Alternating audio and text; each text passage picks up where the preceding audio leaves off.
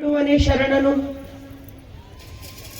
ಗಟ್ಟಿ ಬಿಡುವನೇ ಶರಣನು, ಬಿಟ್ಟು ಹಿಡಿಯುವನೇ ಶರಣನು, ನಡೆದು ತಪ್ಪುವನೇ ಶರಣನು, ನುಡಿದು ಹುಸಿವನೇ ಶರಣನು, ಸಜ್ಜನಿಕೆ ತಪ್ಪಿದಡೆ ಕೂಡಲ ಸಂಗಯ್ಯ, ಮೂಗ ಹಲುದೋರೆ ಕೊಯ್ಯುವ.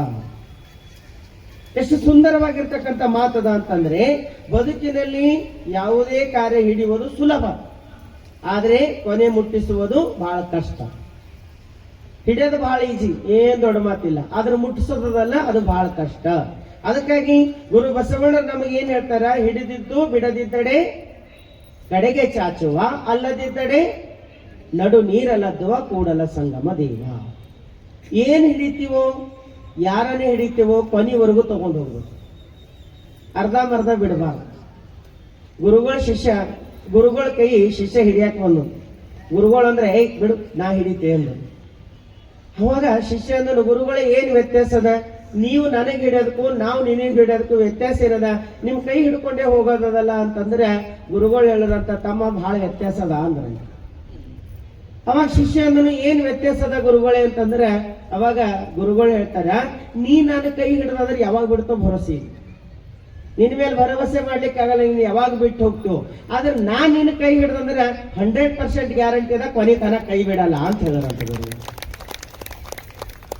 ಅದಕ್ಕೆ ಗುರುವಿಗೆ ನಾವು ನಂಬುತ್ತೇವೆ ಅನ್ನೋದು ದೊಡ್ಡದಲ್ಲ, ಗುರು ನಮಗೆ ನಂಬುತ್ತಾನ ಅನ್ನೋದು ಜೀವನದಾಗ ಬಹಳ ದೊಡ್ಡ. ನಮ್ಮ ಮೇಲೆ ವಿಶ್ವಾಸ ಮಾಡ್ತಾನ, ನಮ್ಮ ಮೇಲೆ ನಂಬಿಕೆ ಇಟ್ಟಾನ ಅಂತಕ್ಕಂಥದ್ದು ಬಹಳ ದೊಡ್ಡದು. ಅದು ಕೊನೆಗೆ ಮುಟ್ಟಿಸ್ದೇವ್ ಅಂದ್ರೆ ಶರಣರಾಗ್ತೀವಿ, ಕಡೆಗೆ ಬಿಟ್ಟೇವಂದ್ರೆ ನಾವು ಮಧ್ಯದಾಗ ಬಿಟ್ಟೇವಂದ್ರೆ ಮಾನವರಾಗ್ತೀವಿ. ಅದಕ್ಕೆ ಹೇಳ್ತಾರೆ, ಯಾವಾಗ್ಲೂ ಕೂಡ ಹಿಡಿದದ್ದು ಬಿಡಬಾರ್ದು, ಕೊನೆವರೆಗೂ ಮುಟ್ಟಿಸಬೇಕು. ಉಸಿರಿರುವವರೆಗೂ ನಾವು ಕೈಗೊಂಡಿರ್ತಕ್ಕಂಥ ಭಾಷೆಯಂತೆ ಬದುಕೋದಲ್ಲ, ಅದು ಪರಿಪೂರ್ಣ ಜೀವನ ಅಂತ ಹೇಳ್ತಾರೆ. ಅದಕ್ಕಾಗಿ ಶರಣನ ಜೀವನ ಸಾಮಾನ್ಯವಾಗಿರ್ತಕ್ಕಂಥದ್ದಲ್ಲ. ಯುದ್ಧ ಭೂಮಿಯಲ್ಲಿ ನಿಂತು ಹೋರಾಡ್ತಕ್ಕಂಥ ಸೈನಿಕರ ಬದುಕು ಯಾವ ರೀತಿ ಕಷ್ಟಕರವಾಗಿರ್ತದೋ, ಅದೇ ರೀತಿ ಕೈಗೊಂಡಿರ್ತಕ್ಕಂಥ ಪ್ರತಿಜ್ಞೆನ ಪೂರೈಸಲು ಶರಣನು ಕೂಡ ಅಷ್ಟೇ ಗಟ್ಟಿಯಾಗಿ ನಿಂದಿರ್ತಾನ. ಅದಕ್ಕಾಗಿ ನಮ್ಮ ಜೀವನ ಯಾವಾಗ್ಲೂ ಕೊನೆವರೆಗೂ ಹೋಗ್ಬೇಕಂತಂದ್ರ ಯಾವ್ದು ಹಿಡಿತೀವೋ ಅದ್ರಾಗ ಗಟ್ಟಿಯಾಗಿ ನಿಂದಿರ್ಬೇಕು. ಬಹಳ ಚಂದ ಹೇಳ್ತಾರೆ, ಶರಣರು, ಸಂತರು, ಮಹಾತ್ಮರು, ಧರ್ಮ ಪ್ರಸಾರಕರು ಇವರೆಲ್ಲ ಸಮಾಜದಲ್ಲಿ ದೀಪ ಇದ್ದಂತೆ, ತನ್ನನ್ನು ಸುಟ್ಟಿಕೊಂಡು ಸಮಾಜಕ್ಕೆ ಬೆಳಕನ್ನು ನೀಡುತ್ತಾರೆ. ಶರಣರು, ಸಂತರು, ಮಹಾತ್ಮರು, ಧರ್ಮ ಪ್ರಸಾರಕರು ಇವ್ರ ಜೀವನ ಹೆಂಗಿರ್ತದೆ ಅಂತಂದ್ರೆ, ಇವರು ತನ್ನನ್ನು ತಾನು ಸುಟ್ಟುಕೊಂಡು ಸಮಾಜಕ್ಕೆ ಬೆಳಕನ್ನ ನೀಡ್ತಾ ಇರ್ತಾರೆ. ಅದಕ್ಕಾಗಿ ಅವ್ರ ಕೈ ಹಿಡದೇವಂತಂದ್ರೆ ಕೊನೆವರೆಗೂ ಮುನ್ನಡೆಸ್ಕೊಂಡು ಹೋಗ್ತಾರ. ಬಸವಣ್ಣವ್ರ ಜೀವನ ನೋಡ್ತೀವಿ, ಎಂತ ಗಟ್ಟಿತನ ಇತ್ತು ಬಸವಣ್ಣರ ಹತ್ರ ಅಂತಂದ್ರೆ, ಹೇಳ್ತಾರೆ ಗುರು ಬಸವಣ್ಣನವರು, ಎನಿಸ್ ಎಂದಡೆ ನಾ ಧೃತಿಗೆಡೆನಯ್ಯ, ಎಲು ತೋರಿದರೇನು, ನರ ಹರಿದಡೇನು, ಕರುಳು ಕುಪ್ಪಳಿಸದಡೇನು, ಅಟ್ಟೆ ನೆಲಕ್ಕೆ ಬಿದ್ದಡೆ ನಾಲಿಗೆ ಕೂಡಲ ಸಂಘ ಶರಣೆಂದಿತಯ್ಯ. ಎಂತ ಮಾತು ಹೇಳ್ತಾರೆ ಅಂದ್ರೆ, ದೇವ್ರೆ ನಿನ್ನ ಪರೀಕ್ಷೆ ಸಾಮಾನ್ಯವಾಗಿರ್ತಕ್ಕಂಥದ್ದಲ್ಲ, ಪ್ರತಿಯೊಂದು ಹಂತದಲ್ಲಿ ನೀನು ಪರೀಕ್ಷೆಯನ್ನ ಮಾಡ್ತೀನಿ. ನಾನು ನಿನ್ನ ಹಳ್ಳಿಗೆ ಬರ್ತೀನಿ ಅಂತಂದ್ರೆ ನೀನು ಸುಮ್ಮನೆ ಸ್ವೀಕಾರ ಮಾಡವಲ್ಲ, ಸ್ವೀಕಾರ ಮಾಡಬೇಕಾದ್ರೆ ನನ್ನ ಪರೀಕ್ಷೆಗೊಳಪಡಿಸ್ತೀನಿ.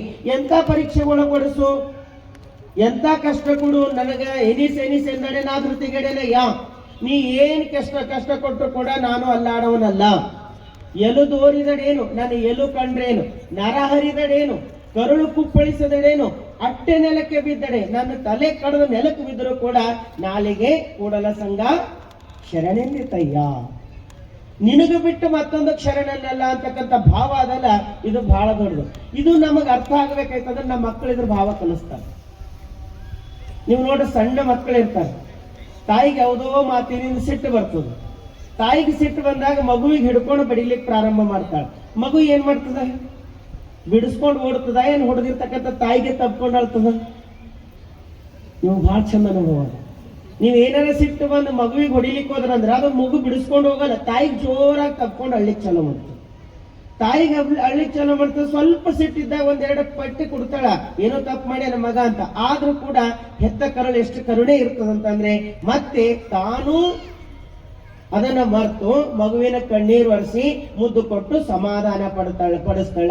ಹಂಗ ದೇವರು ನಮ್ಮ ತಂದೆ ತಾಯಿ ಇದ್ದಂಗ ನಮಗ್ ಪರೀಕ್ಷೆಗೊಳಪಡಿಸ್ಲಿಕ್ಕೆ ಏನಾರ ಒಂದು ಸಣ್ಣ ಕಷ್ಟ ಕೊಡ್ತಾನ. ಕಷ್ಟ ಕೊಟ್ಟನ ತಾನು ಕೈ ಬಿಟ್ಟು ಹೋಗಬಾರ್ದು.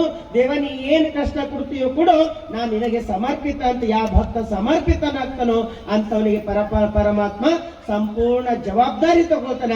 ಅವನಿಗೆ ಕೊನೆವರೆಗೂ ಆನಂದದ ಜೀವನ ಕೊಡ್ತಾನ. ಸಮರ್ಪಿತ ಭಾವ ಒಮ್ಮ ಸಮರ್ಪಿತವಾಯ್ತು ಅಂತಂದ್ರೆ ಮತ್ತೊಮ್ಮೆ ಬಿಡೋದೇ ಇಲ್ಲ. ಅದು ನಮಗೆ ಹೆಂಗದ ರೀ ಹೇಳ್ತಾರೆ ಬಸವಣ್ಣರು, ಬರ ಬರ ಭಕ್ತಿ ಅರೆಯಾಯಿತು ಕಾಣಿರಣ್ಣ, ಬರ ಬರ ಭಕ್ತಿ ಅರೆಯಾಯಿತು ಕಾಣಿರಣ್ಣ.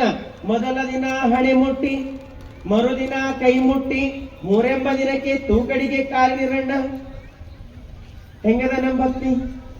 ಸುರುವಿ ನಮ್ಮ ಹೇಳ್ತಿರ್ತಾರ ಹಳ್ಳಿ ಮೇಲೆ, ಮೊದಲಿಗೆ ಅಗಸ ಗೋಣಿ ಚೀಲನು ಎತ್ತೆತ್ತಿ ಒಗ್ದಿ ಅಂತ ಶಕ್ತಿ ತೋರಿಸ್ಲ. ಆಮೇಲೆ ಗೊತ್ತಾಯ್ತು ಹೆಂಗದ ಅಂತ. ಏನು ಭಕ್ತಿ ಹಿಂಗ ತೋರಿಸ್ಕೊಳ್ತಾರಂದ್ರೆ ಅವ್ರಿಗೆ ನೋಡ್ರೆ ಆಶ್ಚರ್ಯ ಅನಿಸ್ತದ. ಮೊದಲನೇ ದಿನ ಹಣೆ ಮುಟ್ಟಿ, 2 ದಿನ ಕೈ ಮುಟ್ಟಿ, 3ನೇ ದಿನ ತೂಕಡಿಕೆ ಕಾಲಿ. ನಮ್ಮ ಅರ್ಧ ಮನುಷ್ಯ ಕೊನೆಯವರೆಗೂ ಭಕ್ತಿ ಉಳಿಸ್ಕೊಂಡು ಹೋಗೋದಲ್ಲ, ಅದು ಬಹಳ ದೊಡ್ಡ ಶಕ್ತಿ ಬೇಕಾಗ್ತದೆ. ಅದು ಎಲ್ಲರಿಗೂ ಉಳಿಯಲ್ಲ. ಕೊನೆಯವರೆಗೂ ಭಕ್ತಿ ಉಳಿಸ್ಕೊಂಡು ಹೋಗೋದಲ್ಲ, ಅದು ಬಹಳ ದೊಡ್ಡ ಶಕ್ತಿ ಬೇಕಾಗ್ತದೆ. ಅದು ಸುಮ್ಮನೆ ಅಲ್ಲ. ನಾವು ಬಹಳ ಸರಿ ನೋಡ್ತಿರ್ತೀವಿ, ನಮ್ಮಲ್ಲಿ ಬರ್ತಿರ್ತಾರೆ, ಅಪ್ಪರೇ ನೀವ್ ಏನಂದ್ರೆ ಹಂಗ, ನೀವ್ ಹೆಂಗಂದ್ರೆ ಹಂಗ, ನಮಗ್ ನಿಮ್ ಮಾತಂದ್ರೆ ವೇದವಾಕ್ಯ, ನಿಮಗ್ ಬಿಟ್ಟು ಮತ್ತೊಂದಿಲ್ಲ ಅಂತಾರೆ. ಅದು ಎಷ್ಟು ದಿನ ಇರ್ತದಂದ್ರೆ ತಿಂಗಳಿಲ್ಲ 2 ತಿಂಗಳು. ಮಾತು ಅಲ್ಲಿದ ಬಾದ ಎಲ್ಲಿ ಹೋಗೋದದ ಅಲ್ಲೇ ಹೋಗಿ ನಿಂದಿರ್ತದ. ಯಾವಾಗ್ಲೂ ಸಮರ್ಪಿತ ಆಗೋದು ದೊಡ್ಡದಲ್ಲ, ಸಮರ್ಪಿತವಾದಾಗ ಕೊನೆಯವರೆಗೂ ಮುಟ್ಟಿಸೋದಲ್ಲ, ಅದು ಬಹಳ ದೊಡ್ಡದಿರ್ತದ. ಅದಕ್ಕಾಗ ಅಂತ ಒಂದು ಭಕ್ತಿ ನಮ್ಮೊಳಗಿತ್ತಂದ್ರೆ ಅವ ಕೈ ಹಿಡಿತಾನ. ಸುಮ್ಮನೆ ಅರ್ಧಮರ್ಧ ಭಕ್ತಿ ಇರಬಾರ್ದು. ಒಂದು ಸರಿ ಪ್ರವಾಹ ಬಂದಿರ್ತಕ್ಕಂಥ ಸಂದರ್ಭದಲ್ಲಿ ಊರು ಮುಳುಗ್ ಹೋಗ್ತಾ ಇತ್ತು.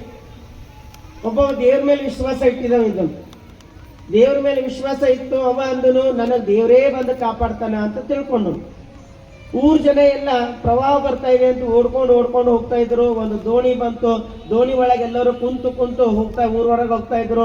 ಅವ ಅವ್ರ ಮನೆ ಒಳಗೆ ಕುಂತಿದ್ನು.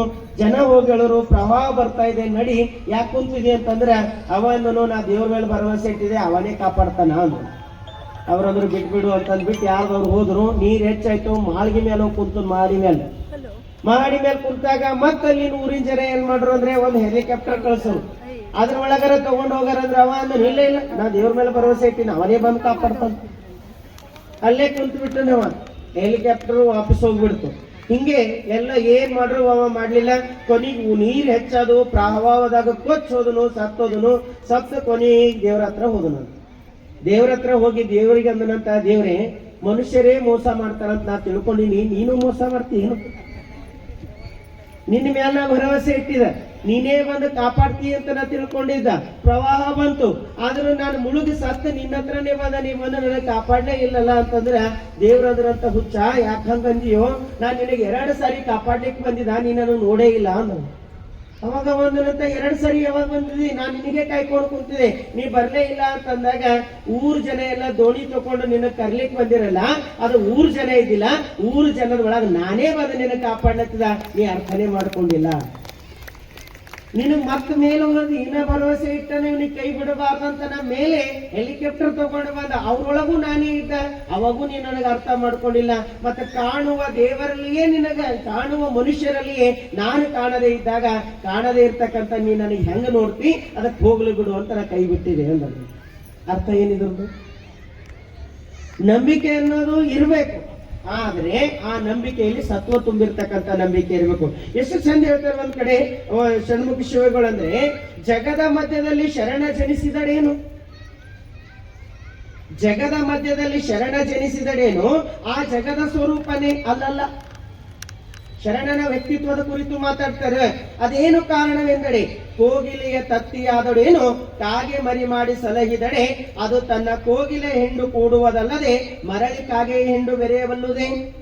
ಲೋಕದ ಮಧ್ಯದಲ್ಲಿ ಅನಾದಿ ಶರಣನು ಲೋಕೋಪಕಾರಕ್ಕಾಗಿ ಜನಿಸಿದಡೇನು, ತನ್ನ ಮುನ್ನಿನ ಶಿವತತ್ವವನ್ನು ಬೆರೆಯವನಲ್ಲದೆ ಮರಳಿ ಲೋಕವು ಬೆರೆಯನು ನೋಡ. ನಿಮ್ಮನರಿಯದ ಶಿವಜ್ಞಾನಿ ಶರಣನು ಅಖಂಡೇಶ್ವರ. ಇದು ಎಷ್ಟು ಸುಂದರವಾಗಿರ್ತಕ್ಕಂಥ ವಚನ ಅದ ಅಂತಂದ್ರೆ ಬಹಳ ಸರಿ ನಮಗೊಂದು ಡೌಟ್ ಬರ್ತದೆ, ಬಹಳ ಜನರಿಗೆ ಇರ್ತದೆ. ಇವ್ರೇನು ಶರಣರು ಸಂತರು ಅನಿಸ್ಕೊಂಡಾರಲ್ರಿ, ಇವ್ರೇನು ವಿಶೇಷ ಇರ್ತಾರ, ನಮ್ಮಂಗೆ ಉಣ್ತಾರ, ನಮ್ಮಂಗೆ ಉಡ್ತಾರ, ನಮ್ಮಂಗೆ ಮಾತಾಡ್ತಾರ, ನಮ್ಮಂಗೆ ಗಾಡ್ಯಾಗ ಹೋಗ್ತಾರ, ನಮ್ಮಂಗೆ ಅಲ್ಲಿ ಇಲ್ಲಿ ಊರ್ ಸುತ್ತಾಡ್ತಾರ. ಅವ್ರಿಗೆ ನಮಗೂ ಏನು ವ್ಯತ್ಯಾಸ ಅದ? ಸೇಮ್ ನಮ್ಮಂಗೆ ಇರಲ್ಲ, ಮತ್ತೆ ನಾವ್ಯಾಕೆ ಅವ್ರಿಗೆ ಗೌರವ ಕೊಡ್ಬೇಕು ಅಂತ ಒಂದು ಡೌಟ್ ಬರ್ತದೆ ಎಲ್ಲರೊಳಗೆ. ಇರ್ತದಿಲ್ಲ ಹೇಳಿ? 100% ಇರ್ತೀವಿ. ಇನ್ನು ಕೆಲವೊಬ್ಬರು ಅಂತಿರ್ತಾರೆ, ಇನ್ನು ಅವ್ರಿಗಿಂತ ನಾವೇ ಏನಾರ ಚಂದ ಇದ್ದಿರ್ಬೇಕು ಅಂತ ಮತ್ತೆ ಅಂತಾವೇ ಗ್ರೇಟ್ ಅನ್ಕೊಳ್ತಾರೆ. ಅದರಾಗೂ ಮತ್ತೆ ಮುಂದುವರೆದಿರ್ತಾರೆ ಅಡ್ವಾನ್ಸ್ ಆಗಿ. ಆದ್ರೆ ಅಕ್ಕಮಾದೇವಿ ತಾಯಿ ಹೇಳ್ತಾಳೆ ಬಹಳ ಚಂದ, ಶರಣರಂದ್ರೆ ಹೆಂಗಿರ್ತಾರೆ?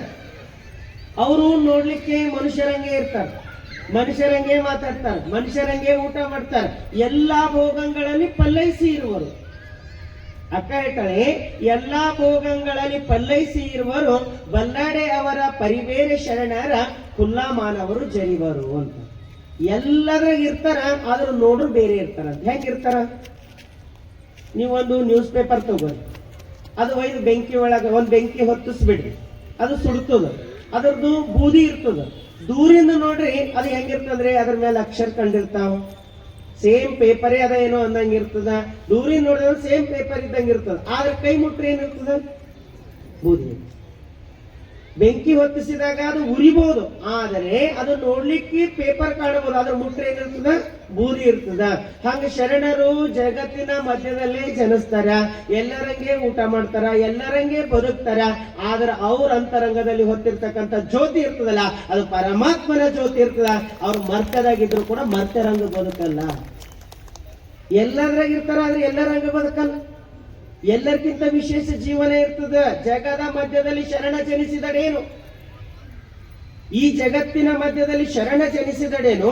ಆ ಜಗದ ಸ್ವರೂಪನೇ ಅಲ್ಲಲ್ಲ. ಎಷ್ಟು ಚಂದ ಹೇಳ್ತಾರಂದ್ರೆ, ಅವ ಈ ಜಗತ್ತಿನ ಸ್ವರೂಪ ಅದನ್ನು ಇಲ್ಲ. ಯಾಕಿಲ್ಲ? ಅದೇನು ಕಾರಣವೆಂದರೆ ಅದಕ್ಕೆ ಎಷ್ಟು ಚಂದ ಉದಾಹರಣೆ ಕೊಡ್ತಾರಂದ್ರೆ, ಕೋಗಿಲೆಯ ತತ್ತಿಯಾದಡೇನು? ಕಾಗೆ ಮರಿ ಮಾಡಿ ಸಲಹಿದಡೆ, ಅದು ತನ್ನ ಕೋಗಿಲೆಯ ಹಿಂಡು ಕೂಡುವುದಲ್ಲದೆ ಮರಳಿ ಕಾಗೆಯ ಹಿಂಡು ಬೆರೆಯಬಲ್ಲುದೇ? ಕೋಗಿಲೆ ಕಾಗೆಯ ಗೂಡಿನೊಳಗೆ ಹೋಗಿ ಮೊಟ್ಟೆ ಇಡ್ತದೆ, ಕಾಗೆ ಮರಿ ಮಾಡಿ ಅದಕ್ಕೆ ತೆಗಿತದ ಹೊರಗ. ಅದು ದೊಡ್ಡದಾಗ್ತಾ ಆಗ್ತಾ ಹೋಗ್ತಾ ಹೋದಂಗೆಲ್ಲ ಅದು ಕೋಗಿಲೆಯಾಗಿ ಮಾರ್ಪಟ್ಟಿದಾಗ, ಕಾಗೆ ನನಗ ಕಾವು ಕೊಟ್ಟದ, ಇದ್ರ ಆಶ್ರಯ ಪಡೆದೀನಿ ಅಂತ ತಿಳ್ಕೊಂಡು ಅದು ಕಾಗೆ ಹಿಂಡಿನಾಗ ಬೇರೆ ಎಲ್ಲಿ ಹೋಗ್ತದ? ಕೋಗಿಲೆ ಹಿಂಡಿನಾಗ ಹೋಗ್ತದ. ಹಂಗ ತಾಯಿ ಗರ್ಭದಾಗೆ ಜನಿಸ್ತಾರ, ಅಣ್ಣ ತಮ್ಮರದಾಗೆ ಜನಿಸ್ತಾರ, ಪರಿವಾರದಾಗೆ ಜನಿಸ್ತಾರ, ಎಲ್ಲರ ಹಂಗೆ ಬದುಕ್ತಾರ. ಆದ್ರೆ ಅವ್ರು ಹುಡುಕ್ತಾರ ಯಾವುದು? ಶರಣರ ಸಂಘ, ಆಧ್ಯಾತ್ಮಿಗಳ ಸಂಘ, ಜೀವನದಲ್ಲಿ ಆನಂದ ಕೊಡ್ತಕ್ಕಂಥ ಸಂಘದಾಗ ಹೋಗ್ತಾರ. ಆದ್ರೆ ಅವ್ರು ಕಾಗೆ ಒಳಗೆ ಕುಂತು ಕಾಕ ಎಂದು ಕೂಡಲ್ಲ. ಅದೇ ರೀತಿ ಲೋಕದ ಮಧ್ಯದಲ್ಲಿ ಅನಾದಿ ಶರಣನು ಯಾಕೆ ಬರ್ತಾನೆ ಶರಣ ಈ ಜಗತ್ತಿಗೆ ಅಂದ್ರೆ ಸುಮ್ಮನೆ ಬಂದವರಲ್ಲ. ಶರಣರು ಈ ಜಗತ್ತಿಗೆ ಸುಮ್ಮನೆ ಬಂದಿರ್ಲಿಕ್ಕೆ ಬರಲ್ಲ. ಶರಣರು ಬರ್ಲಿಕ್ಕೆ ಒಂದು ಉದ್ದೇಶದ ಏನಂತಂದ್ರೆ, ಲೋಕೋಪಕಾರಕ್ಕಾಗಿ ಜನಿಸಿದಡೇನು, ತನ್ನ ಮುನ್ನಿನ ಶಿವತತ್ವವನ್ನೇ ಬೆರೆಯವನ್ನಲ್ಲದೆ ಮರಳಿ ಲೋಕವ ಬೆರೆಯಲು ನೋಡ. ಅವ ಹೆಂಗಿರ್ತಾನಂದ್ರೆ, ಈ ಲೋಕದ ಮಧ್ಯದಾಗ ಜನಿಸರು ಕೂಡ ಅವ ಲೋಕಿಗಳ ಹಂಗಿರಲ್ಲ. ಅವ ಏನಾಗ್ತಂದ್ರೆ ಲೋಕೋಪಕಾರಕ್ಕಾಗಿ ಈ ಜಗತ್ತಿಗೆ ಬಂದ. ಶರಣರು ಸುಮ್ಮನೆ ಬಂದವರಲ್ಲ, ಲೋಕದ ಉಪಕಾರಕ್ಕಾಗಿ. ಅದಕ್ಕೆ ಬಸವಣ್ಣ ಹೇಳ್ತಾರೆ ಬಹಳ ಚಂದ, ಅವ್ರ ವಚನ ನೋಡ್ಬೇಕು. ಜಗತ್ತಿನ ಬಂದಾಗ 3 ಕೆಲಸ ಮಾಡ್ಬೇಕಂತ. ಏನ್ ಕೆಲಸ ಮಾಡ್ಬೇಕು? ನಾನೊಂದು ಕಾರಣ ಮರ್ತ್ಯಕ್ಕೆ ಬಂದೇನು. ಬಸವಣ್ಣರು ಈ ಜಗತ್ತಿಗೆ ಸುಮ್ಮನೆ ಬಂದಿಲ್ಲ, ನಾನೊಂದು ಕಾರಣ ಮರ್ತ್ಯಕ್ಕೆ ಬಂದೇನು. ಕರ್ತ ನಟ್ಟಿದಡೆ ಮರ್ತ್ಯದಲ್ಲಿ ಮಹಾಮನೆಯ ಕಟ್ಟಿದೆ, ಸತ್ಯ ಶರಣರಿಗೆ ತೊತ್ತು ಭೃತ್ಯನಾಗಿ ಸವೆದು ಬದುಕಿದೆನು, ಕರ್ತನ ವ್ಯಸನ ಮತ್ತೆ ಬರಲೆಂದಟ್ಟಿದಡೆ ಕೂಡಲ ಸಂಗಮ ದೇವರ ನಿರೂಪಕ್ಕೆ ಮಹಾಪ್ರಸಾದವೆಂಬೆನು. ಕಳಶರಂದ್ರ ಬಂದೀನಿ, ಹೇಳಿದ ಕೆಲಸ ಮಾಡೀನಿ, ಕರ್ದರ ಶರಣಾರ್ಥಿ ಅಂತ ನಡೆದೀನಿ. ಇಷ್ಟೇ ಇರ್ತದ ಜೀವನದಲ್ಲಿ. ಈಗ ಕರ್ಸಿನಿ, ಬಂದೀನಿ, ಹೇಳಂದೋಸ್ ದಿನ ಹೇಳಿನಿ, ಇವತ್ತು ರಾತ್ರಿ ಹೆಂಗ್ ಬಿಟ್ಟು ಹೋಗಲ್ರಿ ಅಂದ್ರೆ ಹೆಂಗ ಹೋಗಬೇಕದ? ಅಲ್ಲಿದೆ ನಮ್ಮನೆ, ಇಲ್ಲಿ ಬಂದೆ ಸುಮ್ಮನೆ. ಅಲ್ಲದ ನಮ್ಮನೆ, ಇಲ್ಲಿ ಸುಮ್ಮನೆ ಬಂದಿದ್ದೇವೆ. ಜಗತ್ತಿಗೆ ಎಲ್ಲರೂ ಬಂದವರೇ ಇದ್ದೆವು. ಖಾಯನ್ ಯಾರದಿ? ಸಸಿಗತ್ತಿ ಅಂತಾಳ, ನಿನ್ನೆ ಮೊನ್ನೆ ಬಂದಕ್ಕಿ ಅಂತ. ನಿನ್ನೆ ಮೊನ್ನೆ ಬಂದಕ್ಕಿ ಅಂತ ಸಸಿಗತ್ತಿ ಅಂದ್ರೂ ಕೂಡ ಅತ್ತಿನೂ ಒಂದಿನ ಬಂದಕ್ಕಿನೇ ಹೇಳ. ಅತ್ತಿರಲ್ಲಿ ಕಾಯಂ ಅದಳೇನು? ಅತ್ತಿನೂ ಕಾಯಂ ಇಲ್ಲ, ಅತ್ತೆನೂ ಬಂದವಳೆ, ಸೊಸೆನೂ ಬಂದವಳೆ.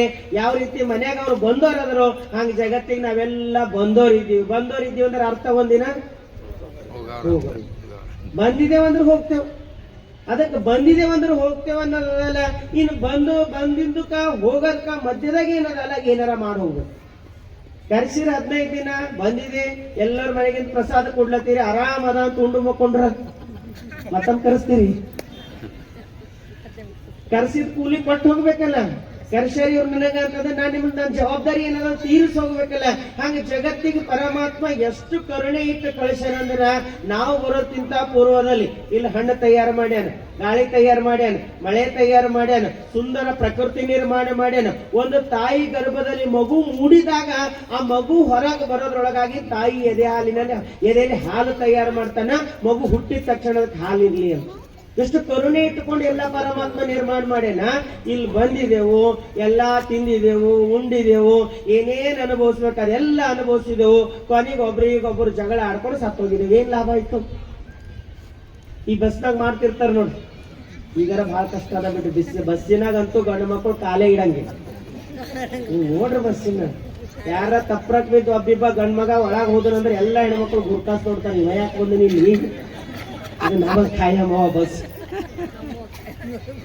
ಆ ಬಸ್ಸಿನಾಗ ಜಗಳ ನಡೀತಿರ್ತದೆ. ಅದಕ್ಕ ಸೀಟಿಗಾಗಿ ಯಾರೋ ಒಬ್ಬ ಹೊರಗಿಂದು ದಸ್ತಿ ಹಾಕಿರ್ತಾನೆ, ಮತ್ತೊಬ್ಬ ಹೋಗ ದಸ್ತಿ ಸರಿಸಿ ಕುಂತಿರ್ತಾನೆ. ಇಬ್ರು ಜಗಳ ಆಡ್ತಿರ್ತಾನ. ನಂದದ ಹೊಡಪೆಟ್ಟು ನಡೀತಿರ್ತದೆ. ಎಲ್ಲಿತಾನ? ಊರು ಬರೋವರೆಗೂ. ಕಂಡಕ್ಟರ್ ಅಂತಾನೆ ಆಡ್ಕೊಂಡು ಬಿಡಿದ್ರು ದಿನದ ಏನ್ಯಾಕ್ ಮಾಡಲ್ಲಕಂತ ಸುಮ್ಮನೆ ಆಗ್ಬಿಡ್ತಾನೆ. ಇವ್ರು ಅನ್ಕೊಂಡಿದ್ದೆ ಆಡ್ಕೊಂಡಿದ್ದೆ ಎಲ್ಲಿ ತನ ಆಡ್ಕೊಳ್ತಾರ? ಊರು ಬರೋವರೆಗೂ. ಊರು ಬಂತಂದ್ರೆ ಕಂಡಕ್ಟರ್ ಇಬ್ಬರು ಕಿವಿ ಹಿಡಿದು ಹೊರಗೆ ಹಾಕ್ತಾನೆ. ನಡ್ರಲ್ಲಿ ಹೊರಗೆ ಆಡ್ಕೊಂಡು, ಇದು ನಿಮ್ಮದ ಅಲ್ಲ ನಂದು. ಆ ಸೀಟ್ ಯಾರ್ದು ಅಲ್ಲ, ಕುಂತು ಹೋಗ್ಲಿಕ್ಕೆ ಅದು ವ್ಯವಸ್ಥೆ ಅದ. ಹಾಗೆ ಜಗತ್ತು ಸೀಟ್ ಇದ್ದಾಗ ನಾವೆಲ್ಲ ಕುಂತು ಹೋಗ್ಲಾಕ್ ಬಂದಿದ್ದೇವು. ಆದ್ರೆ ಕುಂತು ಹೋಗ್ಲಾಕ್ ಬಂದಿದ್ದೇವೆ ಅನ್ನೋದು ಮರ್ತೋಗಿದ್ದೆವು. ಜಗಳ ಆಡೋದೇ ದೊಡ್ಡದಂತ ತಿಳ್ಕೊಂಡಿದ್ದೆವು. ನನಗ್ ಬೇಕು, ನಿನಗ್ ಬೇಕು, ನನಗ್ ಎಲ್ಲಿ ತನ ಮನುಷ್ಯನ ಅಹಂಕಾರ ಇರ್ತಂದ್ರೆ ನೋಡ್ಬೇಕು. ಒಬ್ಬೊಬ್ರು ಹೇಳ್ತಿರ್ತಾರ, ಈ ಒಂದು ಹೊಲದ ಕಟ್ಟಿನೇ ಅಂತಿರಲ್ಲ ನೀವು, ಎರಡು ಹೊಲದ ಮಧ್ಯೆ ಇರ್ತಕ್ಕಂಥ ಒಡ್, ಈ ಹೊಲದ ಒಡ್ಡಿನ ಕಡೆಯಿಂದ ನಾನು ಪ್ರಾಣ ಹೋಗಲ್ಲ, ಆದ್ರೂ ಒಂದು ಗೇಣು ಬಿಡಲ್ಲ ಅಂತ. ಪ್ರಾಣ ಹೋದ್ಮೇಲೆ ಯಾರಿಗೆ ಇಡ್ತೀವಿ? ಪ್ರಾಣನೇ ಹೋದ್ರೆ ಒಂದು ಗೇಣು ಬಿಡಲ್ಲ ಅಂತ. ಇನ್ನು ಕೆಲವರು ಹೆಂಗಿರ್ತಾರ ನೋಡ್ ಮಗ, ನಾಳೆ ನಾ ಸತ್ ಅಂದ್ರೆ ಅಲ್ಲಿ ಒಡ್ಡಿನ ಮೇಲೆ ಒಯ್ದು ಮಣ್ಣು ಮಾಡ್ಬೇಕು. ನಾ ಸತ್ತಮೇ ಜಗಳ ಮುಗಿಬಾರ್ದು, ನಾ ಸತ್ರು ಮುಗಿಬಾರ್ದು ಅಂತ ಇರ್ತದ ಮನುಷ್ಯನ ಅಹಂಕಾರ. ಅದಕ್ಕಾಗಿ ಹೇಳ್ತಾರೆ, ಹೆಂಗಿರ್ಬೇಕು ಈ ಜಗತ್ತಿನಾಗ? ಆನಂದವಾಗಿ ಬರ್ಬೇಕು, ಆನಂದವಾಗಿರ್ಬೇಕು, ಆನಂದವಾಗಿ ಹೋಗ್ಬೇಕು. ಏನು ಒಯ್ಯೋದಿಲ್ಲ ನಮ್ಮ ಜೊತೆಗೆ.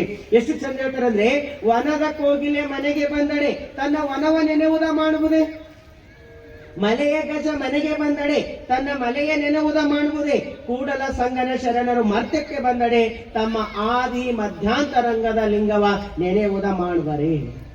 ಎಷ್ಟು ಚಂದ ಹೇಳ್ತಾರೆ ಇಲ್ಲಿ ಬಸವಣ್ಣವ್ರು. ವನದ ಕೋಗಿಲೆ ಮನೆಗೆ ಬಂದಡೆ.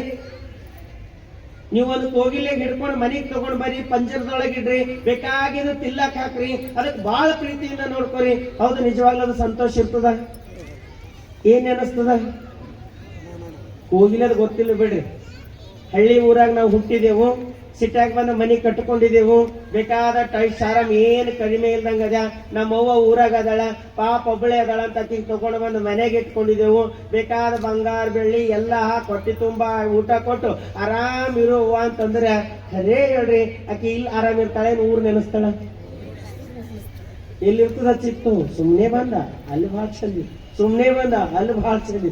ಅಲ್ಲಿ ಏನಿಲ್ಲ ಅಂದ್ರು ಆನಂದ ಅದ, ಇಲ್ಲಿ ಎಲ್ಲ ಇದ್ರು ಆನಂದ ಇಲ್ಲ. ಯಾಕ? ಅಲ್ಲಿ ನನ್ನವ್ರ ಅದಾರ. ಹಂಗ ಶರಣರು ಜಗತ್ತಿಗೆ ಬಂದಾರ, ಎಲ್ಲರ ಮಧ್ಯದಾಗ ಬದುಕ್ಲತ್ತಾರ. ಆದ್ರ ಅವ್ರ ಚಿತ್ತ ಎಲ್ಲದ? ಅಲ್ಲ. ವನದ ಕೋಗಿಲೆ ಮನೆಗೆ ಬಂದಡೆ ತನ್ನ ವನವ ನೆನೆಯುವುದ ಮಾಡುವುದೇ, ಮಲೆಯ ಗಜ ಮನೆಗೆ ಬಂದಡೆ ತನ್ನ ಮಲೆಯ ನೆನೆಯುವುದ ಮಾಡುವುದೇ.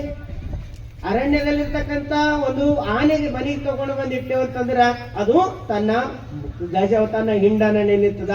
ಹಂಗ ಕೂಡಲ ಸಂಗನ ಶರಣರು ಮರ್ತ್ಯಕ್ಕೆ ಬಂದಡೆ. ಇನ್ನು ಹುಚ್ಚರಿದ್ರೆ ಏನು ಶರಣರು? ಸ್ವಂತ ಕ್ಷಣ ಯೋಚನೆ ಮಾಡಿದವ್ರು ನೋಡ್ರಿ. ಅಕ್ಕ ಮಾದೇವಿ ತಾಯಿ ಒಬ್ಬ ರಾಜನೇ ನನಗ್ ಮದುವೆ ಆಗ್ತೀನಿ ಅಂತ ಬಂದಾಗ ಧಿಕ್ಕಾರ ಮಾಡ್ತಾಳಲ್ಲ, ಯಾಕ? ಒಬ್ಬ ಮಹಾರಾಜನೇ ಮದುವೆ ಆಗ್ತೀನಿ ಅಂತ ಬಂದಾಗ್ಲೂ ಕೂಡ ಅಕ್ಕ ಅದ್ರಾಗ ರುಚಿ ತೋರ್ಸಲ್ಲ. ಯಾಕೆ ತೋರ್ಸಲ್ಲ ಅಂತಂದ್ರೆ, ಎನ್ನ ಗಂಡ ಚನ್ನಮಲ್ಲಿಕಾರ್ಜುನ ಅದನ, ಈ ಸಾವ ಕಡುವ ಗಂಡರನ್ನು ಇದು ಒಲೆಯೊಳಗಿಕ್ಕು. ಈಗಾಗಲೇ ನನಗೆ ಮದುವೆ ಆಗ್ಯದ, ಯಾರ ಜೊತೆ ಆಗ್ಯದ? ಪರಮಾತ್ಮನ ಜೊತೆ ಆಗ್ಯದ. ಜಗವೆಲ್ಲ ಗಂಡರನ್ನು ಹೆಂಡರಾಗಿ ಆಳುವ ಚನ್ನಮಲ್ಲಿಕಾರ್ಜುನ ಅಂತ ಹೇಳ್ತಾರೆ. ಇಡೀ ಜಗತ್ತಿನ ಗಂಡರನ್ನೆಲ್ಲ ಹೆಂಡರನ್ನಾಗಿ ಆಳುವ ಚನ್ನಮಲ್ಲಿಕಾರ್ಜುನ ಗಂಡ ಇರಬೇಕಾದಾಗ ಈ ಲೋಕದ ಗಂಡರ ಹಂಗು ಎನಗೇಕೆ ಅಂತ ಕೇಳ್ತಾಳಲ್ಲ. ಅದಕ್ಕಾಗಿ ಶರಣರು ಜಗತ್ತಿಗೆ ಬಂದಾಗ ನಮ್ಮಂಗ ಬದುಕಲ್ಲ. ಅವ್ರ ಅಂತರಾತ್ಮದಲ್ಲಿ ಏನಿರ್ತಂದ್ರ ನಾನು ಬಂದಿದ್ದು ಅಲ್ಲಿಂದ ಹೋಗೋದೆಲ್ಲಿಗದ ಅಲ್ಲಿ ಅದ. ಅದಕ್ಕೆ ಈ ಜಗತ್ತಿನ ಯಾವ ಸುಖ ಭೋಗಗಳು ಅವ್ರಿಗೆ ರುಚಿ ಅನಿಸ್ತಿಲ್ಲ. ಸಂಪತ್ತು ರುಚಿ ಅನಿಸ್ತಿಲ್ಲ, ಆಸ್ತಿ ರುಚಿ ಅನಿಸ್ತಿಲ್ಲ, ಅಂತಸ್ತು ರುಚಿ ಅನಿಸ್ತಿಲ್ಲ. ಏನು ನೋಡ್ರು ಕೂಡ ಅವ್ ಹೆಂಗದ ಅಂತಂದ್ರೆ ಕಾಲ್ ಕಸಕ್ಕಿಂತ ಆತ್ಯತಾಗಿ ಕಾಣ್ತು. ಆದ್ರೆ ನಮಗ ಅದೇ ಬಹಳ ದೊಡ್ಡದೈತಿ. ನಮಗ ಅದೇ ಬಹಳ ದೊಡ್ಡದು. ಊರ್ ಗೌಡ್ರು ಹೊಲದ ಪಕ್ಕದಾಗ ನಿಂತಿರಂತ. ಹೊಲದ ಪಕ್ಕದಾಗ ನಿಂತಿರು ಸುಮಾರು ಒಂದು 100 ಎಕರೆ ಆಸ್ತಿ ಇತ್ತು. ಒಂದೇ ಕಡೆ ಇತ್ತು. ಅವ್ರ ಕಣ್ಣಾಗ ಬರೀ ಆಸ್ತಿನಿ. ಎಷ್ಟು ವಸ್ತಿ ಅದ, ಎಷ್ಟು ಬರೀ ಕಣ್ಣು ತುಂಬಾ ಅದೇ ತುಂಬಿಕೊಂಡಿದ್ರು. ದಾರಿಗೊಬ್ಬ ಹೋಗ್ತಾ ಇದ್ದನು, ಗೌಡ್ರೆ ಅಲ್ಲಿ ಎದುರು ಕಾಣತ್ತದಲ್ಲ ಅದು ಯಾವ ಊರು ಅಂತ ಕೇಳೋನು. ಅವಾಗ ಗೌಡ್ರ ಅಂದ್ರ ಹಾ ಅಲ್ಲಿ ನೀ ಏನ್ ಕೈ ಮಾಡಿದಲ್ಲ ಅಲ್ಲಿ ತನ ನಂದೇ ಹೊಲ ಅದ ಅಂದ್ರ. ಅವಾಗ ಕೇಳತ್ತೇನು. ಆಮೇಲೆ ಕೇಳೋನು ಹೋಗ್ಲಿ ಗೌಡ್ರೆ ಇಲ್ಲಿ ಹಿಂದೊಂದು ಈ ಕಡೆ ಒಂದು ಊರದಲ್ಲ ಅದು ಯಾವ ಊರು ಅಂತ ಕೇಳೋನು. ಅವಾಗ ಗೌಡ್ರ ಅಂದ್ರ ಹಾ ಆ ಕಡೆ ಕೈ ಮಾಡಿದಲ್ಲ ಅದನ್ನು ನಂದೇ ಹೊಲ ಅದ ಅಂತಂದ. ಅವಾಗ ಅಂದ್ರೆ ಯಾಕೋ ಅವ್ರ ಕಣ್ಣಾಗ ಹೊಲ ತುಂಬ್ಕೊಂಡು ಮಾತಾಡೋದು ಬೇಡ ಅಂತ ಅವ ಮುಂದಕ್ಕೆ ಹೋಗ್ಬಿಟ್ಟನು. ಅವಾಗ ಗೌಡ್ರು ಮನೆಗೆ ಬಂದನು. ಮನೆಗೆ ಹೆಂಡತಿ ಕುಂತೇಳು. ಹೆಂಡತಿಗೆ ಬಂದು ಹೇಳನು, ರೋಡಿಗೆ ಹೋಗೋರು ಬರೋರೆಲ್ಲ ಎಲ್ಲಿ ತಾನೆ ನಿಮ್ದೇ ಹೊಲ ಏನ್, ಇಲ್ಲಿ ತಾನೆ ನಿಮ್ದೇ ಹೊಲ ಏನಂತ ಬರೀ ಹೊಲದೇ ಮಾತಾಡ್ಲತ್ತಾರ. ಅಂದ್ರ ಆ ಹೆಂಡತಿಗೆ ಹೊಲ ಇಲ್ಲ, ಆಕೆಗೆ ಬಂಗಾರ ಚಿಂತಿ. ಅವಳಂದಳು 5 ತೊಲಿದಾರ ಮಾಡ್ರಿ, 2 ತೊಲಿದಾರ ಮಾಡ್ರಿ, ಮೊದಲು ಬಂಗಾರ ತಗೊಂಡ್ ಬರ್ರಿ ಅಂದ್ರು. ಆಕಿನ ಕಣ್ಣ ಬರೀ ಹೊಲನೇ, ಇದು ಬಂಗಾರೆ. ಆಮೇಲೆ ಹೆಂಡತಿ ಹೋಗಿ ಮಗಳಿಗಳು ನಿಮ್ಮಪ್ಪ ಇವತ್ತು ಬಂದು ಮಾತಾಡ್ಯಾನ ನನಗೆ ಬಂಗಾರ ತಂದು ಕೊಡ್ತೇ ಅಂದ್ರೆ ಸುಮ್ನೆ. ಮಗಳು ಅಂದಳು, ಮಗಳು ವಯಸ್ಸು ನೀರು ಹೋಗಿತ್ತು, ಮದುವೆ ಆಗಿರ್ಲಿಲ್ಲ, 50ರ ಇರ್ಲಿ 40ರ ಇರ್ಲಿ, ಮೊದಲು ಯಾರಿಗಾರ ಹುಡುಗ ಹುಡುಕ್ ನಂಗೆ ಲಗ್ನ ಮಾಡೋದಳು. ವಾಪೂರ್ ಕಣ್ಣಾಗ ಒಂದು ಯಾರಿಗೆ ಏನದ ನೀವು ಸುಮ್ನೆ ನೋಡಿ, ಸುಮ್ನೆ ವಿಚಾರ ಮಾಡಿ ನೋಡ್ರಿ. ಸಣ್ಣ ಮಗು ನಿಮ್ ಮನೆಯಾಗ ಅದ ಅಂತಂದ್ರ ನಿಮ್ ಮನೆಗೆ ಯಾರ ಬಂದ್ರ ನೀವ್ ಯಾರು ಮಾತಾಡ್ತೀರಿ ಹೇಳ್ರಿ? ಆ ಮಗುವಿಂದೇ ಮಾತಾಡ್ತೀವಿ. ಹಂಗನ ಹಿಂಗನ ಹಾರ್ತಾನ, ಚಿಡಿತನ, ಕುಣಿತನ, ಏನಾರ ಹೇಳ್ತೇವೆ ಅದೇ ಹೇಳ್ತೇವೆ. ಯಾಕೆ ಹೇಳ್ತೇವೆ? ನಮ್ ಕಣ್ಣಾಗ ಅದೇ ತುಂಬ್ಯಾರ. ಆದ್ರೆ ಶರಣರು ಏನ್ ಹೇಳ್ತಿರು? ಪರಮಾತ್ಮ, ಲಿಂಗ, ಧ್ಯಾನ ಹೇಳ್ತೀರಿ. ಯಾಕೆ ಹೇಳ್ತಿರೋ? ಅವ್ರೊಳಗ ಅದು ತುಂಬ್ಯದ, ನಮ್ಮೊಳಗ ಇದು ತುಂಬ್ಯದ. ಅದಕ್ಕೆ ಹೇಳ್ತಾರೆ ವಚನದಲ್ಲಿ ನಿಮ್ಮ ನಾಮಾಮೃತ ತುಂಬಿ. ಬಸವಣ್ಣರು ಹೇಳ್ತಾರೆ, ದೇವ ನನ್ನ ನಾಲಿಗೆ ಮೇಲೆ ತುಂಬು. ಏನು ತುಂಬು? ನಿನ್ನ ನಾಮದ ಅಮೃತ. ಕಿವಿಯಲ್ಲಿ ನಿಮ್ಮ ಹೀರತ್ತು ತುಂಬಿ, ಮನದಲ್ಲಿ ನಿಮ್ಮ ನೆನಹು ತುಂಬಿ. ತುಂಬು ಬಿಡ್ರಿ ಒಂದು ಸರಿ. ಒಮ್ಮೆ ತುಂಬಿಕೊಂಡೇವ ಅಂದ್ರೆ ಮತ್ತೇನು ತುಂಬಲಿಕ್ಕೆ ಹಿಂಬಿರಬಾರ್ದು. ಆದ್ರೆ ಅರ್ಧಂಬರ್ಧ ತುಂಬಿಕೊಂಡೇವಂತಂದ್ರೆ ಬಹಳ ಕಷ್ಟ ಅದ. ಅದಕ್ಕಾಗಿ ನಮ್ಮ ಜೀವನ ಹೆಂಗಿರ್ಬೇಕಂದ್ರೆ ಪರಿಪೂರ್ಣ ಜೀವನ ಇರಬೇಕು. ಬಹಳ ಚಂದ ಹೇಳ್ತಾರೆ, ನೀರು ಗಟ್ಟಿಗೊಂಡು ಮುತ್ತಪ್ಪುದಲ್ಲದೆ, ನೀರು ಗಟ್ಟಿಗೊಂಡು ಮುತ್ತಪ್ಪುದಲ್ಲದೆ, ನೀರು ಗಟ್ಟಿಗೊಂಡು ಮುತ್ತಪ್ಪುದಲ್ಲದೆ ಮುತ್ತು ನೀರಪ್ಪುದೇಯ. ಹಾಲು ಹೆಪ್ಪುಗೊಂಡು ತುಪ್ಪ ಒಪ್ಪುದಲ್ಲದೆ ತುಪ್ಪ ಹಾಲಪ್ಪುದೇಯ. ಹೀನ ಜಾತಿಯಲ್ಲಿ ಜನಿಸಿದ ನರನು ಶಿವಜಾತಿ ಶರಣನಾದ ಬಳಿಕ ಮರಳಿ ನರನಪ್ಪನೇ ಅಯ್ಯ ಅಖಂಡೇಶ್ವರ. ಎಷ್ಟು ಚಂದ ಹೇಳ್ತಾರೆ ಅಂದ್ರೆ, ನೀರು ಗಟ್ಟಿಗೊಂಡು ಒಂದು ಸಾರಿ ನೀರು ಗಟ್ಟಿಯಾಗದು ಮುತ್ತಾಯ್ತಂದ್ರೆ ಆ ತಿರುಗದು ನೀರೊಳಗ ಬೆರೆಯೋದಿಲ್ಲ. ನೀರಿನಿಂದ ತಯಾರಾಗ್ಯದ, ಆದ್ರೂ ಕೂಡ ಅದು ತನ್ನ ಗಟ್ಟಿತನ ಉಳಿಸ್ಕೊಳ್ತದ. ಹಾಲು ಹೆಪ್ಪುಗೊಂಡು ತುಪ್ಪವಾದ ಬಳಿಕ ಒಂದು ಸಾರಿ ಹಾಲು ಗಟ್ಟಿಗೊಂಡು ತುಪ್ಪ ಆಯ್ತಂದ್ರ ಅದು ತಿರುಗಿ ಹಾಲಿನೊಳಗೆ ಬೆರೆಯೋದಿಲ್ಲ. ಹೀನ ಜಾತಿಯಲ್ಲಿ ಜನಿಸಿದಡೆ ನಾವು ಎಲ್ಲಿ ಹುಟ್ಟಿದೇವನ್ನ ದೊಡ್ಡದಲ್ಲ. ಆದರೆ ಶಿವಜಾತನಾದ ಶರಣನಾದ ಬಳಿಕ ಒಂದು ಸಾರಿ ನಾವು ದೀಕ್ಷಿತರಾಗಿ ಶರಣರಾದೇವಂತಂದ್ರ ಮರಳಿ ನರನಪ್ಪನೇ ಅಯ್ಯ ಅಖಂಡೇಶ್ವರ ಅಂತ ಕೇಳ್ತಾರೆ. ಮತ್ತೆ ತಿರುಗಿ ಅವ ಮನುಷ್ಯ ಆಗಲ್ಲ, ಅವ ಗಟ್ಟಿಯ ಮಾನವ ಶರಣನಾಗ್ತಾನ. ಯಾಕಿಷ್ಟೆಲ್ಲ ಹೇಳ್ತಾ ಇದ್ದೀನಿ ಅಂತಂದ್ರೆ, ನಾವ್ ಏನ್ ಕೇಳಿದೇವೋ ಅದು ಅಳವಡಿಸ್ಕೊಂಡ್ರೆ ನಾವೆಲ್ಲ ಶರಣರೇ ಐತೆ. ನಾವ್ ಏನ್ ಕೇಳಿಸ್ಕೊಂಡಿದ್ದೇವೋ ಅದು ಆಗಬೇಕಾದ್ರೆ ಎಲ್ಲೈತದ್ರಿ? ಅರ್ಧಂಬರ್ಧ ಅದು ಆಗ್ಲಿಕ್ಕಾಗಲ್ಲ. ಗುರುಗಳ ಹತ್ರ ಶಿಷ್ಯ ಬಂದು ಹೇಳೋಣ, ಗುರುದೇವ ನನಗೆ ಸಾಧನೆ ಮಾಡ್ಬೇಕನ್ನಿಸ್ಲತ್ತದ, ನನಗೆ ದೀಕ್ಷಾ ಮಾಡ್ರಿ, ಲಿಂಗ ಕೊಡ್ರಿ, ಮಂತ್ರ ಉಪದೇಶ ಮಾಡ್ರಿ, ನಾ ಎಲ್ಲಾರ ಕಾಡಿನಾಗ ಹೋಗ್ಬೇಕಂತ ಅನುಷ್ಠಾನ ಮಾಡಿ ಸಾಧನೆ ಮಾಡ್ತೇವೆ ಅಂದ. ನಾನು ಗುರುಗಳಂದ್ರಂತ ಆಗಲ್ತಮ್ಮ ಅಂದ್ರಂತ.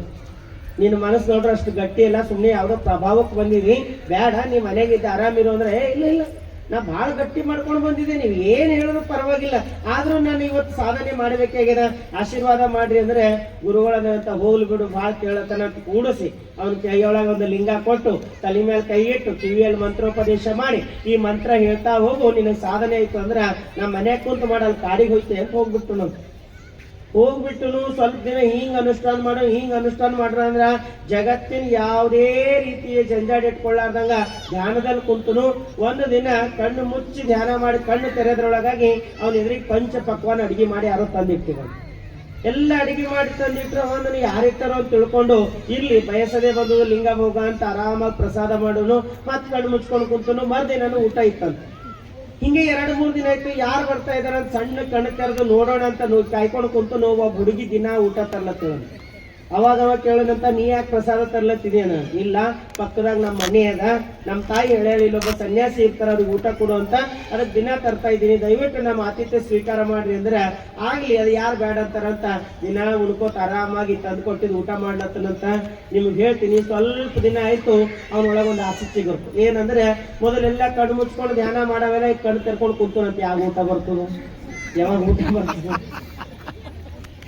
ಒಂದು ದಿನ ಹುಡುಗಿ ಬಂದ್ ಅಂದಳಂತ, ಮಹಾತ್ಮರೇ ಎಲ್ಲ ತಂದು ಪ್ರಸಾದ ನಿಮ್ಮಲ್ಲಿ ಇಡ್ತಾ ಇದ್ದೀವಿ, ಆದ್ರೆ ನಿಮ್ಮಲ್ಲಿ ಇರುಗಳು ಇದು ಇಲಿ ಆಗ್ಯಾವ, ಆ ಇಲಿಗಳ ಕಾಟದಿಂದ ಕೆಲವೊಂದು ರೊಟ್ಟಿಗಳು ಎಳ್ಕೊಂಡು ಹೋಗ್ಲತ್ತಾವ, ಈ ಇಲಿಗಳ ಕಾಟದಿಂದ ತಪ್ಪಿಸ್ಬೇಕಾಯ್ತಂದ್ರೆ ನಿಮ್ಮಲ್ಲಿ ಒಂದು ಬೆಕ್ಕ ಇಡೋಣ ಅಂತಂದಳ.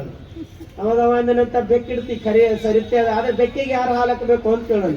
ಆದ್ರೆ ಹಾಲಿನ ಚಿಂತೆ ಮಾಡ್ಬೇಡ, ಹಾಲು ನಾ ತಂದು ಹಾಕ್ತೀನಿ ಅಂತ ಆ ಹುಡುಗಿನೇ ದಿನ ತಂದು ಹಾಲು ಹಾಕ್ಲತ್ತಳಂತ. ಬೆಕ್ಕ ತಯಾರಾಯ್ತು ಮಾಡಿ ಬೇಕಾಯ್ತು. ಸ್ವಲ್ಪ ದಿನ ಆಯ್ತು, ಅವಾಗ ಹಾಲು ತರೋದು ಬಹಳ ಕಷ್ಟ ಆಗ್ಲತ್ತು. ಆ ಹುಡುಗಿ ಅಂದಳಂತ, ಮಹಾತ್ಮರೇ ನಿನ್ನ ಮನೇಲಿನ ಹಾಲು ತರೋದೆಲ್ಲಿ, ಇಲ್ಲೇ ಒಂದು ಆಕಳು ಕಟ್ಟೋಣೇನು ಅಂದಳ. ಅವ ಅಂದನಂತ, ಯಾರು ಹಾಡಂತಾರ ಕಟ್ಟೋದು, ಆಕಳು ಕಟ್ಟೋಳು.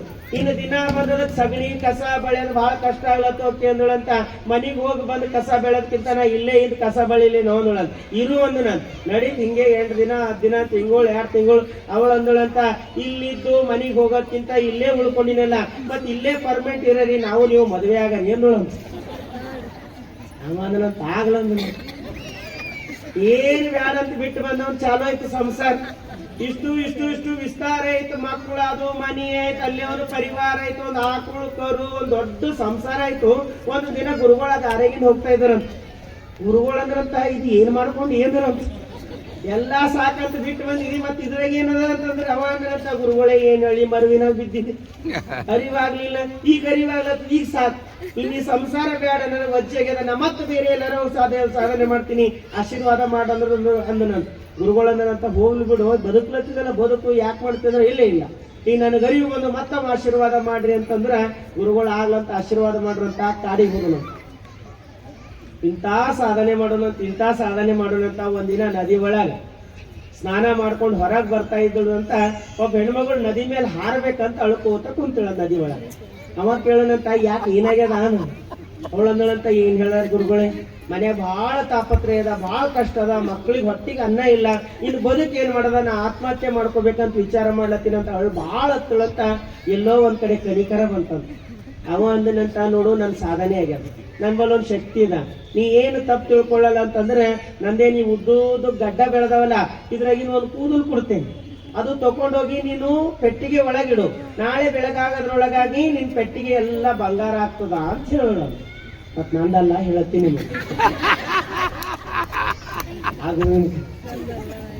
ಆಗ್ಲಿ ಅಂತ ಹೆಣ್ಮಗಳು ತಗೊಂಡಳಂತ ಮನೆಗೆ ಹೋಗ್ತಾ ಇದ್ದಾಳಂತ. ಹೆಣ್ಮಗಳು ಪಾಪ ಬಾಯಿ ಹೆಂಗ್ ಸುಮ್ಮನೆ ಇರ್ತದ, ತಗೊಂಡು ಹೋಗ್ತಾ ಇದ್ದಾಳಂತ ಹೇಳಿದ್ರ ಒಂದು ಅಜ್ಜಿ ಕೇಳ್ತಂತ, ಎಲ್ಲಿಗೆ ಹೋಗಿದ್ವಿ ಅಂದಳಂತ. ಏನ್ ಹೇಳಿವ, ಜೀವನದಾಗ ಬಹಳ ಕಷ್ಟ ಇತ್ತು, ಆತ್ಮಹತ್ಯೆ ಮಾಡ್ಕೊಳ್ಳಾರಂತ ಹೋಗಿದ್ದ. ಅಲ್ಲಿ ಕೆರೆ ದಂಡಿ ಮೇಲೆ ಒಬ್ಬ ಗುರುಗಳು ಕುಂತಿರು, ಒಂದು ಕೂದಲು ಕೊಟ್ಟಾರ, ಅದು ಒಯ್ದು ಪೆಟ್ಟಿಗೆ ಇಟ್ರ ಬಂಗಾರ ಆಯ್ತು ಅಂತ ಹೇಳ್ಯಾರ, ತಗೊಂಡು ಹೊಂಟೀನಿ ಅಂತ ಹೇಳಿ ಮುಂದೆ ಹೋದಳಂತ. ಅಜ್ಜಿ 4 ಮಂದಿಗಳಂತ, 4 ಮಂದಿ 8 ಮಂದಿ, ಇಡೀ ಊರೆಲ್ಲ ಸುದ್ದಿ ಹೋಯ್ತಂತ. ಇವ್ರಂದ್ರಂತ, ಆ ತಾತಾಗ ಬಿಡ್ಬಾರ್ದು, ಆ ಸನ್ಯಾಸಿ ಬಿಡ್ಬೇಡ್ರಿ, ಎಲ್ಲಾದ್ರೂ ಒಂದು ಕೂದಲು ಇಟ್ರ ಬಂಗಾರ ಆಯ್ತು ಅಂದ್ರೆ ಹಂಗೆ ಬಿಡರಂತ. ನೀ ಓಡ್ ಹುಡ್ಕೊಂಡು ಓಡ್ರಂತ. ಇವನ್ ಕೆರೆ ದಾರಿ ಮೇಲೆ ಕಣ್ಣು ತೆರೆದು ಓಡ್ತಾನ, ಊರು ಹೊಡಿ ಹೊಂಟದ. ಮತ್ ಹೌಸ್ ಇತ್ಯಾಕನ ಹತ್ರ ಬರ್ತಾ ಇದಾರಂತ. ಇನ್ನ ಮಾತಾಡೋದ್ರೊಳಗೆ ಅವ್ರಿಗೆ ಮಾತು ಕೇಳಲಿ ಅಂತ ಸೀದಾ ಬಂದ್ರಂತ, ಕೈಕಾಲು ಕಟ್ಟಿ ಕೆಳಗೆ ಬಿಟ್ಟಾಕಿ, ನಾ ಕೆತ್ತೀನಿ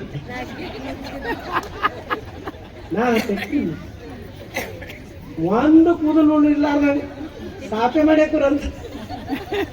ಸಾಪ್ ಮಾಡ್ರು, ಇವ ನೋಡ್ತಾನ, ಏನ್ ಇವ್ನ ಮಾತೆ ಕೇಳಲ್ರ ಅವ್ರಂತ. ಏನಿಲ್ಲ ಒಂದು ಬೇಕು ನಿಮ್ಗೆ, ಎಲ್ಲಾ ಕೂದಲು ಸಾಫ್ ಮಾಡ್ಯಾಕ ಅವ್ನಿಗೆ ಬಿಸಾಕಿ ನಡ್ದು ಬಿಟ್ರಂತ. ನಾ ಬೆಂಗಾರ ಮಾಡ್ಕೊಳ್ಳೋ, ನೀವು ಮತ್ತ ಗುರುಗಳು ಬಂದ್ರ ಮಾರಿ ಉಬ್ಬು ಹೋಗಿತ್ತಂತ.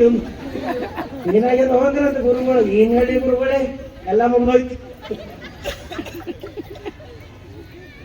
ಗುರುಗಳಂದ್ರಂತ ಇದು ಸಿದ್ಧಿ ಸಾಧನೆ ಅಲ್ಲೋ, ನಿಜವಾದ ಸಮರಸ ಸಾಧನೆ ಅದ. ಆ ಸಿದ್ಧಿ ಮಾಡ್ಕೊಂಡು ಅವ್ರಿಗೆ ಉದ್ಧಾರ ಮಾಡ್ತೆ, ಈ ಸಿದ್ಧಿ ಮಾಡ್ಕೊಂಡು ಇವ್ರಿಗೆ ಉದ್ಧಾರ ಮಾಡ್ತೆ, ಇದು ಬಿಟ್ಟು ಬಿಡು. ನಿಜವಾದ ಸಾಧನೆ ಅಂತಂದ್ರೆ ನಿನ್ನ ಆತ್ಮಜ್ಞಾನ ಅದ, ಆ ಕಡೆ ಅರಿವು ನೀಡು. ಅದು ಸಂಸಾರದಾಗೆ ಇರು, ಮನೆಗೆ ಇರು, ಮಕ್ಕಳ ಮಧ್ಯನೇ ಇರು. ಆದ್ರೆ ನಿನ್ನ ಮನಸ್ಸು ಪರಮಾತ್ಮ ನಡೆಗೆ ಇತ್ತಂದ್ರ ಅದೇ ನಿಜವಾದ ಸಾಧನೆ ಆಯ್ತದ ಅಂತ ಗುರು ಬೋಧನೆ ಮಾಡ್ತಾರೆ. ಯಾಕೆ ಕತೆ ಹೇಳ್ತಾ ಇದ್ದೀನಿ ಅಂತಂದ್ರೆ, ನಮ್ಮ ಜೀವನದಾಗ ಕೂಡ ಮನುಷ್ಯ ಎಲ್ಲೆಲ್ಲೋ ಹಾತೊರಿತಾನ, ಯಾರ್ಯಾರ್ದೋ ಹಿಂದೆ ಬೀಳ್ತಾನ. ಅವ್ರಲಿಂದ ಇದು ಆಗ್ತದೇನೋ, ಇವ್ರಲಿಂದ ಇದು, ಯಾರ್ಲಿಂದ ಆಗಲ್ಲ. ನಮ್ಮ ಸತ್ಯ ಜ್ಞಾನ ನಮ್ಮೊಳಗಿತ್ತು, ನಮ್ಮಲ್ಲ ಭಕ್ತಿ ಇತ್ತಂದ್ರ ನಮ್ಮ ಭಕ್ತಿನೇ ಶಕ್ತಿ ಆಗ್ತದ. ಅದಕ್ಕೆ ಹಿಡಿದಿದ್ದು ಬಿಡಬಾರ್ದು. ಕೊನೆಗೆ ಒಯ್ದೇವಂತಂದ್ರ ನಾವು ಅವನ ಕೈ ಹಿಡಿಬೇಕಾಗಿಲ್ಲ, ಅವನೇ ನಮ್ಮ ಕೈ ಹಿಡಿದು ಮೇಲೆ ಎತ್ಕೊಳ್ತಾನ. ಅದಕ್ಕಾಗಿ ಶರಣರು ಹಿಡಿದ ಇವೆಲ್ಲವೂ ತುದಿ ಮುಟ್ಟಿಸದ ಭಾಷೆ, ತುದಿ ಮುಟ್ಟಿಸುವ ಭಾಷೆ. ಅಂದ್ರೆ ಈ ತನ ನಾವು ಏನು ಪ್ರತಿಜ್ಞೆ ಮಾಡ್ಕೊಂಡೆವೋ ಇವೆಲ್ಲವೂ ಕೂಡ ತುದಿ ಮುಟ್ಟಿಸ್ತೀನಿ ಅಂತಕ್ಕಂಥ ಪ್ರತಿಜ್ಞೆಯ ಮುಖಾಂತರವಾಗಿ ನಮಗೆ ಶರಣರು ಬೋಧನೆ ಮಾಡ್ತಾರೆ. ಅದಕ್ಕಾಗಂತ ತುದಿ ಮುಟ್ಟಿಸ್ತಕ್ಕಂಥ ಕಾರ್ಯ ನಾವು ನೀವೆಲ್ಲ ಮಾಡೋಣ ಅಂತಕ್ಕಂಥ ಮಾತನ್ನು ತಿಳಿಸ್ತಾ, ಇನ್ನು ನಾಳೆ ಬಸವ ಜಯಂತಿ ನಮ್ಮೆಲ್ಲರ ಸಡಗರ ಸಂಭ್ರಮದ ಹಬ್ಬ. ಈ ಬಸವ ಜಯಂತಿ ಅಂದ್ರೆ ನಮ್ಮ ಮೈ ರೋಮಾಂಚನಗೊಳ್ಬೇಕು. ಯಾಕೆ ಮೈ ರೋಮಾಂಚನಗೊಳ್ಬೇಕಂದ್ರೆ ಈಗಾಗಲೇ ಸರ್ ಮಾತಾಡಿದ್ರು, ಸಾವಿತ್ರಕ್ಕವ್ರು ಬಹಳ ಚಂದ ಅನೇಕ ಒಂದು ಪ್ರಾಸ್ತಾವಿಕವಾಗಿ ಅವ್ರ ಬಗ್ಗೆ ಇಂಟ್ರೊಡ್ಯೂಸ್ ಮಾತಾಡ್ತಾ ಹೋದ್ರು. ಸರ್ ಬಗ್ಗೆ ಮಾತಾಡ್ತಾ ಹೋದಾಗ ಯಾಕೆ ಇವತ್ತು ಮಾತು ಹೇಳ್ತೀನಿ ಅಂದ್ರೆ, ಇಡೀ ಜಗತ್ತಿನಲ್ಲಿ ಯಾರು ಮರೆತು ಕೂಡ ಹೆಣ್ಣು ಮಕ್ಕಳು ಬಸವಣ್ಣವ್ರು ಮರಿಬಾರ್ದು, ಹೆಣ್ಣು ಮಕ್ಕಳು ಬಸವಣ್ಣನವರನ್ನ ಮರಿಬಾರ್ದು. ಯಾಕಂದ್ರೆ ಧಾರ್ಮಿಕ ಸ್ವಾತಂತ್ರ್ಯತೆಯನ್ನು ಕೊಟ್ಟಿರ್ತಕ್ಕಂಥದ್ದು ಯಾರಂದ್ರೆ ಅದು ಬಸವಣ್ಣರೇ ನಿಮಗೆ ಹಕ್ಕು ಕೊಟ್ಟಾರ. ಅದಕ್ಕೆ ಯಾವತ್ತೂ ಕೂಡ ಅವರನ್ನು ಮರಿಬಾರ್ದು. ಇವತ್ತು ನಾವು ಬಹಳ ದುರ್ದೈವಿಗಳಿದ್ದೀವಿ, ಬಸವಣ್ಣನವರನ್ನ ಅರ್ಥ ಮಾಡ್ಕೊಲಿಕ್ಕೆ ನಾವು ಹಿಂದಾಗಿವೇನೋ ಅಂತ ತಿಳಿತಾ ಇದ್ದೀವಿ. ಇವತ್ತ ನಮ್ಮಲ್ಲೇ ಅದೇ ಒಂದು ಬಸವಣ್ಣನವರ ವಾರಸುದಾರರು ಅನ್ಕೊಂಡಿರ್ತಕ್ಕಂಥ ಮನೆತನದಾಗ ಹುಟ್ಟಿದವರು ಕೂಡ ಇವತ್ತು ಬಸವಣ್ಣನವರನ್ನ ಅರ್ಥ ಮಾಡ್ಕೊಳ್ಳಿಲ್ಲ. ಇವತ್ತು ಇಂಗ್ಲೆಂಡ್ನವ್ರು ಅರ್ಥ ಮಾಡ್ಕೊಂಡ್ರು ಬಸವಣ್ಣನವ್ರಿಗೆ. ಲಂಡನ್ ಥೇಮ್ಸ್ ನದಿಯ ದಡದ ಮೇಲೆ ಬಸವಣ್ಣವ್ರ ಪುತ್ಥಳಿ ನಿರ್ಮಾಣ ಮಾಡಿದ್ರು. ಇವತ್ತ ಜಗತ್ತಿನಾದ್ಯಂತ ಬಸವಣ್ಣನವರನ್ನ ಅರ್ಥ ಮಾಡ್ಕೊಳ್ತಾ ಇದ್ದಾರೆ. ಇವತ್ತು ನನಗೆ ಬಹಳ ಒಂದು ಮಾತನ್ನು ನೆನಪಾಗ್ತದ. ನಮ್ಮ ಪ್ರಧಾನಿಯವರು ಒಂದು ಮಾತು ಹೇಳ್ತಾರೆ, ಹಮ್ ಚೌಕಿದಾರ್ ಹೈ, ನಾವು ಕಾಯಿಯೋರಿದ್ದೀವಿ ಅಂತಕ್ಕಂಥ ಮಾತು ಇವತ್ತು ನಮ್ಮ ಪ್ರಧಾನಿ ಹೇಳ್ತಾರೆ. ಆದ್ರೆ ಅವತ್ತೇ ನಮ್ಮಪ್ಪ 12ನೇ ಶತಮಾನದಲ್ಲಿ ಕೂಡಲ ಸಂಗನ ಶರಣರ ಮನೆಯ ಬಾಗಿಲುಗಾಯಿ ನಾನಾಗಿದ್ದೇನೋ ಅಂತ ಅವತ್ತು ಹೇಳ್ಯಾರಲ್ಲ, ಆ ಮಾತು ಇವತ್ತಿಗೂ ನಾವು ಹೊರಗೆ ತಂದಿಲ್ಲ. ಅದಕ್ಕಾಗಿ ಈ ಮಾತು ಪ್ರಚಾರಕ್ಕೆ ಬರ್ತಾ ಇಲ್ಲ. ಎಲ್ಲಾ ಭಾಗದಾಗ ಬಸವಣ್ಣರು ಮಾತಾಡ್ಯಾರ, ಎಲ್ಲಾ ರಂಗದಾಗ ಬಸವಣ್ಣರು ಮಾತಾಡ್ಯಾರ. ಅದಕ್ಕೆ ಯಾರು ಮರೆತರು ಕೂಡ ಬಸವಣ್ಣರಿಗೆ ನಾವು ಮರಿಬಾರ್ದು.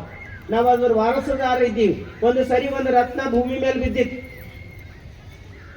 ಬಿದ್ದಿತ್ತು, ರಾಜನ ಮೆರವಣಿಗೆ ನಡೆದಿತ್ತು, ಒಂದು ರತ್ನ ಬಿತ್ತು, ಅದ್ರ ಮೇಲೆ ಆನೆ ಕಾಲಿಟ್ಟು ಮುಂದೆ ಹೋಯ್ತು. ಮುಂದೆ ಬಂದಿರ್ತಕ್ಕಂಥ ಒಂಟೆ ಪಡೆಗಳು ಅವೆಲ್ಲ ಅದ್ರ ಮೇಲೆ ಕಾಲಿಟ್ಟು ಮುಂದೆ ಹೋದು. ಆಮೇಲೆ ಮುಂದೆ ಬಂತು ಅದಕ್ಕಿಂತ ಕುದುರೆ ಪಡೆಗಳು, ಅವೆಲ್ಲ ಬಂದು ಅದ್ರ ಮೇಲೆ ಕಾಲಿಟ್ಟು ಮುಂದೆ ಹೋದ್ರು ರತ್ನದ ಮೇಲೆ. ಕೊನೆಗೆ ಸಿಪಾಯಿಗಳು ಬಂದರು, ಅಷ್ಟೂ ಜನ ಅದ್ರ ಮೇಲೆ ಕಾಲಿಟ್ಟು ಮುಂದೆ ಹೋದ್ರು. ಆದ್ರೂ ರತ್ನ ಗಟ್ಟಿಯಾಗಿತ್ತು. ಅದೇ ದಾರಿಯಲ್ಲಿ ಒಬ್ಬ ರತ್ನ ಪಡಿ ವ್ಯಾಪಾರಿ ಬರ್ತಾ ಇದ್ದ. ಅವನು ನೋಡ್ಲಾರ್ದಂಗ ಆ ಒಂದು ರತ್ನದ ಮೇಲೆ ಕಾಲಿಟ್ಟು ಕಾಲ್ ತೆಗಿತಾನ, ಪಟ್ ಅಂತ ರತ್ನ ಒಡೆದೋಗ್ಬಿಡು. ರತ್ನ ಪಡಿ ವ್ಯಾಪಾರಿ ಏನ್ ಹೊಡೆದ ಅಂತ ನೋಡ್ತಾನ, ರತ್ನ ಹೊಡೆದಿತ್ತು. ಅದು ಕೈದಾಗ ಹಿಡ್ಕೊಂಡು ರತ್ನಕ್ಕೆ ಮಾತಾಡ್ತಾನಲ್ಲ, ನೀನ್ ಎಷ್ಟು ಗಟ್ಟಿ ಇದ್ದಂದ್ರೆ ನಿನ್ ಮೇಲೆ ಆನೆ ಕಾಲಿಟ್ಟು ಆದ್ರೂ ನೀವು ಹೊಡಿಲಿಲ್ಲ, ಕುದುರೆಗಳು ಕಾಲಿಟ್ಟು ಆದ್ರೂ ನೀನು ಹೊಡಿಲಿಲ್ಲ, ಸಿಪಾಯಿಗಳು ಕಾಲಿಟ್ರು ಆದ್ರೂ ನೀನು ಹೊಡಿಲಿಲ್ಲ. ನಾನು ಸಾಮಾನ್ಯವಾಗಿ ನಿನ್ ಮೇಲೆ ಸುಮ್ಮನೆ ಕಾಲಿಟ್ಟಿನೋ ಇಲ್ಲೋ ಅನ್ನೋ ತೆಗೆದ್ರ ಒಳಗಾಗಿ ನೀವು ಹೊಡೆದೋಗಿ ಇಲ್ಲ, ಯಾಕೆ ಹೊಡೆದೋಗಿ ಅಂತ ರತ್ನ ಕೇಳಿದ್ರ ರತ್ನ ಮಾತಾಡ್ತಂತ, ಆನೆಗಳಿಗೆ ನನ್ನ ಬೆಲೆ ಗೊತ್ತಿಲ್ಲ, ಕುದುರೆಗಳಿಗೆ ನನ್ನ ಬೆಲೆ ಗೊತ್ತಿಲ್ಲ, ಸಿಪಾಯಿಗಳಿಗೆ ನನ್ನ ಬೆಲೆ ಗೊತ್ತಾಗಿರ್ಲಿಕ್ಕಿಲ್ಲ. ಆದ್ರೆ ರತ್ನ ಪಡಿ ವ್ಯಾಪಾರಿ ನಿನಗೆ ನನ್ನ ಬೆಲೆ ಗೊತ್ತಿತ್ತು. ನನ್ನ ಬೆಲೆ ಗೊತ್ತಿರ್ತಕ್ಕಂಥ ನೀನೇ ನನ್ನ ಮೇಲೆ ಕಾಲಿಟ್ರ ಇನ್ನು ಬದುಕೋದು ಇನ್ಯಾರಿಗಂತ ಒಡೆದೋಗಿನಿ ಅಂತ ಹೇಳ್ತಾನೆ. ಇದು ಯಾರ ಕಥೆ? ಅಮೆರಿಕದಲ್ಲಿ ಬಸವಣ್ಣರ ಬಗ್ಗೆ ಗೊತ್ತದನೋ ಇಲ್ಲೋ ಗೊತ್ತಿಲ್ಲ, ಹೊರ ರಾಜ್ಯದಾಗ ಗೊತ್ತದನೋ ನಮಗೂ ಬೇಕಾಗಿಲ್ಲ. ಈ ಜಗತ್ತಿನಾಗ ಯಾರು ಬಸವಣ್ಣವ್ರಿಗೆ ಅರ್ಥ ಮಾಡ್ಕೊಂಡ್ರೋ ಇಲ್ಲೋ ಗೊತ್ತಿಲ್ಲ. ಆದ್ರೆ ಬಸವಣ್ಣನ ವಾರಸುದಾರರಾಗಿ ನಾವೇನು ಬದುಕ್ತಾ ಇದೀವಿ, ನಾವೇ ಬಸವಣ್ಣನವರನ್ನ ಮರ್ತೇವೆ ಅಂದ್ರ ಬಸವಣ್ಣರಿಗೆ ಬಹಳ ದುಃಖ ಆಗ್ತದ. ಅದಕ್ಕೆ ದಯವಿಟ್ಟು ಬಸವಣ್ಣರಿಗೆ ಯಾರು ಮರಿಬಾರ್ದು. ಸಂಭ್ರಮದ ಹಬ್ಬ, ಇಡೀ ಜಗತ್ತಿಗೆ ಪ್ರಜಾಪ್ರಭುತ್ವದ ಕಲ್ಪನೆಯನ್ನು ಕೊಟ್ಟಿರ್ತಕ್ಕಂಥ ನಮ್ಮಪ್ಪ ಬಸವಣ್ಣ. ಎಷ್ಟು ಸಂತೋಷ ಇರಬೇಕು. ಇಡೀ ಜಗತ್ತಿಗೆ ಪ್ರಜಾಪ್ರಭುತ್ವದ ಕಲ್ಪನೆ ಕೊಟ್ಟಿರ್ತಕ್ಕಂಥವ್ರು ಬಸವಣ್ಣ. ಸಮಾನತೆಯ ತತ್ವ ಬೋಧನೆ ಮಾಡಿರ್ತಕ್ಕಂಥವ್ರು ಬಸವಣ್ಣ. ಬ್ರಿಟನ್ನಿನಲ್ಲಿ ಕಾಮನ್ ಹೌಸ್ ಮುಖಾಂತರವಾಗಿ ಇಡೀ ಜಗತ್ತಿಗೆ ಪ್ರಜಾಪ್ರಭುತ್ವ ಕೊಟ್ಟರು ಅಂತ ಅವ್ರು ಹೇಳ್ತಾರೆ. ಆದ್ರೆ ಅದಕ್ಕಿಂತ 100 ವರ್ಷ ಮುಂಚೆ 12ನೇ ಶತಮಾನದಲ್ಲಿ ಅಪ್ಪ ಬಸವಣ್ಣ ಅನುಭವ ಮಂಟಪವನ್ನು ಕೊಟ್ಟು ಸರ್ವ ಸಮಾನತೆಯನ್ನು ಕೊಟ್ಟು ಎಲ್ಲರನ್ನ ಹಿಂಬಿಟ್ಟುಕೊಂಡ್ರಲ್ಲ.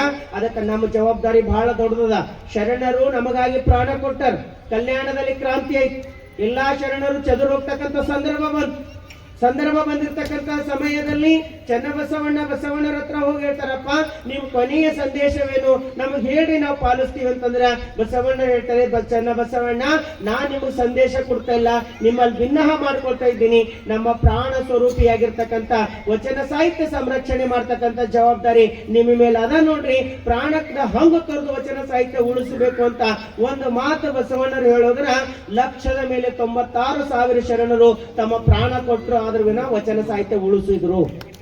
ತಮ್ಮ ಪ್ರಾಣ ಕೊಟ್ಟರು ಆದ್ರೂ ವಚನ ಸಾಹಿತ್ಯ ಉಳಿಸಿದ್ರು. ಕಲ್ಯಾಣ ಹೆಂಗಾಗಿತ್ತು? ಕಟುಕರ ಓಣಿಯಾದಾಗ ಹೊತ್ತಿ ಉರಿಯಿತು ಕಲ್ಯಾಣ. ಹೊತ್ತೇರದ್ರೊಳಗ ಹುಟ್ಟಿದ ಮಕ್ಕಳು ಚಟ್ಟನೆ ಚೀರ್ಯಾವ, ಕಟ್ಟಿದ ದನಕರುಗಳು ಕರಕಾದವ, ನಾಡು ಕಾಡಾಯಿತು ಸೈನಿಕರ ಮಠಕ್ಕೆ, ಎದೆ ಒಡೆದು ಸತ್ತರು ಹೆಂಗಳೆಯರು, ಕಾಲ್ ತುಳಿತಕ್ಕೆ ಮಡಿದವು ಮಕ್ಕಳು, ಕಲ್ಯಾಣ ಕಟುಕರ ಓಣಿ ಆಯ್ತು ಅಂತ ಬರೀತಾನ ಒಂದ್ ಕಡೆ ಒಬ್ಬ. ಕಲ್ಯಾಣ ಕಟುಕರ ಓಣಿಯಾಗಿತ್ತು. ಅನೇಕ ರುಂಡಗಳು ಚೆಂಡಾಡಿದಾಗಲೂ ಕೂಡ ನಮ್ಮ ಶರಣರು ಮುಂದೆ ಜನ ಬರಲಿ ಅಂತ ತಿಳ್ಕೊಂಡು ವಚನ ಸಾಹಿತ್ಯ ಇಟ್ಟು ಹೋಗ್ಯಾರ. ಅದಕ್ಕಾಗಿ ನಮ್ಮೆಲ್ಲರ ವಾರಸುದಾರರ ಜವಾಬ್ದಾರಿ ಏನದಂದ್ರ ಅಟ್ಲೀಸ್ಟ್ ನಾಳೆ ಬೆಳಿಗ್ಗೆ ನಮ್ಮ ಮನೆಯಲ್ಲಿ ಬಸವಣ್ಣನವರ ಭಾವಚಿತ್ರ ಇರಬೇಕು, ಎತ್ತರ ಸ್ಥಾನದಲ್ಲಿ ಪುಷ್ಪದಿಂದ ಅಲಂಕೃತಗೊಳ್ಳಬೇಕು. ಪ್ರತಿಯೊಬ್ಬರು ಮನೆ ಜನ ಎಲ್ಲ ಸ್ನಾನ ಮಾಡಿಕೊಂಡು ಆ ಭಾವಚಿತ್ರದ ಎದುರುಗಡೆ ಕುಂತು 5, 11, 21, 101 ನಿಮಗೆ ಎಷ್ಟು ಸಾಧ್ಯ ಆಗ್ತದೋ ಅಷ್ಟು ವಚನ ಪಠಣ ಆಗಬೇಕು. ಪ್ರತಿಯೊಬ್ಬರ ಮನೆ ಮೇಲೆ ಶತಸ್ಥಲ ಧ್ವಜಾರೋಹಣ ಆಗಬೇಕು. ನಾವೆಲ್ಲರೂ ಸಂಭ್ರಮದಿಂದ ಬಸವ ಜಯಂತಿ ಮೆರವಣಿಗೆ ಅಂದ್ರೆ ಯಾವುದೋ ಒಂದು ಜಿಲ್ಲಾಡಳಿತ ಮಾಡ್ಲತ್ತದೋ, ಯಾವುದೋ ಒಂದು ಸಮಿತಿ ಮಾಡ್ಲತ್ತದೋ, ಅದು ಅವ್ರದ್ದು ಇದು ಅವ್ರದ್ದು ಅಲ್ಲ, ಇದು ಬಸವಣ್ಣನ ಹಬ್ಬ ಅದ, ಇದು ನಮ್ಮ ಮನೆಯ ಹಬ್ಬ ಅದ ಅಂತ ಸಂಭ್ರಮದಿಂದ ಹೋಗಿ ವಚನದ ಮೇಲೆ ನಾವು ಹೆಜ್ಜೆ ಹಾಕುವರಿ, ಅದೇ ನಮ್ಮ ಸಂಭ್ರಮ ವ್ಯಕ್ತಪಡಿಸದಂಗ ಆಗ್ತದ.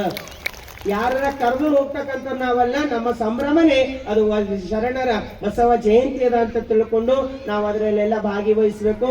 ಅದಕ್ಕಾಗ ಅಂತ ಕಾರ್ಯ ಆಗಬೇಕಂತಾನೆ ಇಂಥ ಪ್ರವಚನವನ್ನು ನಡೆಸಿ ನಿಮಗೆ ಸಂಭ್ರಮ 15 ದಿನ ಸಂಭ್ರಮವನ್ನು ಕೊಟ್ಟರ ಸೇವಾ ಸಮಿತಿ ಮತ್ತು ವಿಶ್ವಗುರು ಬಸವೇಶ್ವರ ಟ್ರಸ್ಟಿನವರು. ಈ ಕಾರ್ಯ ಸಾಮಾನ್ಯವಾಗಿರ್ತಕ್ಕಂಥ ಕಾರ್ಯ ಅಲ್ಲ. ಏನೇನ್ ಹೇಳ್ಬೇಕು ನಿನ್ನೆ ನಾನು ನಿಮಗೆ ಹೇಳಿನಿ, ಯಾರ್ಯಾರಿಗೆ ಕೃತಜ್ಞತೆ ಸಲ್ಲಿಸಬೇಕು ಅವ್ರೆಲ್ಲರಿಗೂ ಸಲ್ಲಿಸ್ಲಿಕ್ಕೆ ನಾನು ಹೇಳಿನಿ, ಸಲ್ಲಿಸ್ಲಿಕ್ಕೆ ಚಪ್ಪಾಳೆ ಮುಖಾಂತರ ಸಲ್ಲಿಸಿದ್ದು. ಒಂದು ಕೊನೆ ಮಾತು ಏನ್ ಹೇಳೋದಂದ್ರ, ನಾಳೆ ಒಂದು ದಿನ ನಮ್ಮೆಲ್ಲರ ಮನಸ್ಸಿನಲ್ಲಿ ಸಂಭ್ರಮ ಇರ್ಲಿ. ಅಟ್ಲೀಸ್ಟ್ ಎದುರು ಯಾರೇ ಒಬ್ಬರು ಕಂಡ್ರು ಕೂಡ ಅವ್ರಿಗೆ ಶರಣಾರ್ಥಿ ಅಂತ ಹೇಳ್ರಿ, ಒಂದು ವಚನ ಹೇಳ್ರಿ, ಅದೇ ನಮ್ಮ ನಿಜವಾದ ಬಸವ ಜಯಂತಿ ಆಚರಣೆ. ನಮ್ಮ ವೆನೈಟಿವ್ ಆಗಿ ತೆಗೆದು ನೋಡ್ರ ಕಾಸ್ಮೆಟಿಕ್ ಭಾಳ ಇರ್ತಾವ, ಉಪಯೋಗ ಮಾಡೋದು ಕಮ್ಮಿ ಇದ್ರು ಭಾಳ ಜಮಾಸಿಡ್ತೇವೆ. ಒಂದು ಸಾಮಾನು ಕಮ್ಮಿ ಇಲ್ಲ ಅಂದ್ರೆ ನಡೆಯಲ್ಲ. ಎಲ್ಲ ವೆನೈಟಿ ಬಾಳ್ದಾಗ ಕಾಸ್ಮೆಟಿಕ್ ಸಾಮಾನು ಏನ್ ಇಟ್ಕೋತ್ರಿ, ಸಣ್ಣದೊಂದು ವಚನ ಪುಸ್ತಕ ಇಟ್ಕೋತ್ರಿ. ಸಣ್ಣದೊಂದು ವಚನ ಪುಸ್ತಕ ಇಟ್ಕೊಂಡು ಕೂಡ್ರಿ. ಎಲ್ಲೇ ಒಂದು ಸಂಘ ನಡೀತದ, 4-8 ಜನ ಕುಂತು ಯಾವುದೋ ಮಾತಾಡ್ತಾ ಇದೀವಿ ಅಂದ್ರೆ ಅವಾಗ ಒಂದು ವಚನ ಎಲ್ಲಿ ಕೂಡ್ತೇವ ಅಲ್ಲಿ ಒಂದು ವಚನ ತೆಗಿರಿ, ಎಲ್ಲರೂ ಕುಂತು ಒಂದು ವಚನ ಹೇಳ್ರಿ. ಸಾಧ್ಯ ಆದ್ರೆ ಒಂದು ವಚನ ಚಿಂತನೆ ಮಾಡಿದ್ದು ನಿರಂತರ ಆಗ್ತಾ ಹೋಗ್ಲಿ. ಯಾಕಂದ್ರೆ ಪ್ರವಚನಕಾರರು ಬಂದೇ ನಿಮಗ್ ಪರಿವರ್ತನೆ ಮಾಡಿ ಹೋಗ್ಬೇಕಂತಿಲ್ಲ. ಇದು ಅವ್ರವ್ರ ಮಟ್ಟದ ಪರಿವರ್ತನೆ ಆಗ್ಬೇಕು.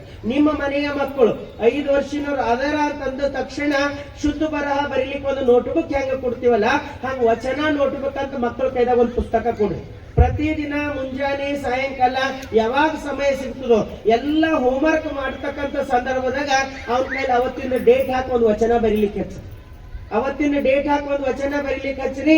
ಒಬ್ಬ ಗುರುವಿಗೆ ಸುಮ್ನೆ ಆ ಮಗುವಿಗೆ ಪ್ರೋತ್ಸಾಹ ಬರ್ಲಂತ ಒಬ್ಬ ಗುರುವಿನ ಸಾಮೀಪ್ಯದಲ್ಲಿ ಅದು ಮಾಡ್ರಿ. ನೀವು ಯಾವತ್ತ ವಚನ ಬರಿತಾ ಇರ್ತದ ಮಗು ಒಂದು 8 ದಿನ 10 ದಿನ ತಿಂಗಳು 2 ತಿಂಗಳು ಪ್ರತಿದಿನ ಬರೀತಂದ್ರ ಗುರುಗಳ ಹತ್ರ ಹೋಗಿ ನಮ್ಮ ಮಗ ಇಷ್ಟು ವಚನ ಬರ್ದನ್ರಿ, ನೀವು ಅದಕ್ಕೆ ಸಿಗ್ನೇಚರ್ ಮಾಡ್ರಿ, ಅವ್ನಿಗೆ ಪ್ರೋತ್ಸಾಹ ಬರ್ತದ ಅಂತ ಹೇಳ್ರಿ. ಹಿಂಗ ಮಾಡ್ತಾ ಹೋದ್ರೆ ಮಕ್ಕಳಿಗೆ ರೂಢಿ ಆಗ್ತಾ ಹೋಗ್ತದೆ. ವಚನ ಬರೆಯೋದು ರೂಢಿ ಐತಂದ್ರ 5 ವರ್ಷದ ಮಗ, 10 ವರ್ಷದ ಮಗ, 15 ವರ್ಷದ ಮಗ ಹಿಂಗ ದಿನಾ ಒಂದು ವಚನ ಬರ್ಲಿಕ್ಕೆ ಪ್ರಾರಂಭ ಮಾಡೋದಂದ್ರ 20-25 ವರ್ಷದ ಭಾಗದ್ರೊಳಗಾಗಿ 100,000 ವಚನಗಳು ಬಾಯಾಟ ಆಗ್ತಾವ. ಮಕ್ಕಳಿಗೆ ಒಳ್ಳೆ ಸಂಸ್ಕಾರ ಸಿಗ್ಲಿಕ್ಕೆ ಪ್ರಾರಂಭವಾಗ್ತದೆ. ನಮ್ಮ ಮಕ್ಕಳಿಗೆ ಕೊಡ್ತಕ್ಕಂಥದ್ದು ಏನೇನು ಇಲ್ಲ. ವಿದ್ಯೆ ಅಂತೂ ಸ್ಕೂಲ್ನವ್ರು ಕೊಡ್ತಾರೆ, ದುಡ್ಡು ಸಂಪತ್ತರ ಬೇಕಾದಷ್ಟದ. ನಮ್ಮ ಆಸ್ತಿ ನಿಜವಾದ ಏನದ ಅಂತಂದ್ರೆ, ನಮ್ಮ ಆಸ್ತಿ ಅಂದ್ರೆ ಮಕ್ಕಳಿಗೆ ಒಳ್ಳೆ ಸಂಸ್ಕಾರ ಕೊಡ್ತಕ್ಕಂಥದ್ದದ. ಅದಕ್ಕೆ ಮಕ್ಕಳಿಗೆ ವಚನ ಬರಿತಕ್ಕಂಥ ರೂಢಿ ಮಾಡ್ಬೇಕು, ಪ್ರಾರ್ಥನೆಯಲ್ಲಿ ಭಾಗವಹಿಸ್ತಕ್ಕಂಥ ರೂಢಿ ಮಾಡ್ಬೇಕು, ಗುರು ಹಿರಿಯರು ಬಂದಾಗ ಗೌರವ ಕೊಡ್ತಕ್ಕಂಥದ್ದು ಮಾಡ್ಬೇಕು. ಒಂದು ಮನೆ ಕರೆದಿದ್ರು, ನಿಮ್ಮಲ್ಲೆಲ್ಲ ಬೇರೆ ಊರ ಪ್ರವಚನಕ್ಕೆ ಹೋದಾಗ ಅವ್ರ ತಾಯಿಗೆ ಇಷ್ಟೊಂದು ಭಕ್ತಿ ಇತ್ತಂದ್ರೆ ಮನೆ ಕರ್ಕೊಂಡು ಹೋಗಿ ಒಬ್ಬನೇ ಮಗ ಒಳಗ್ ರೂಮಿನ ಕುಂತ ಓದ್ಲತ್ತಳ, ಬಾಳ ಭಕ್ತಿಯಿಂದ ಗಂಡ ಹೆಂಡತಿ ಇಬ್ರು ಕರ್ಕೊಂಡು ಹೋಗ್ಯಾರ, ಒಳಗ್ ಕೂಡಿಸ್ಯಾರ.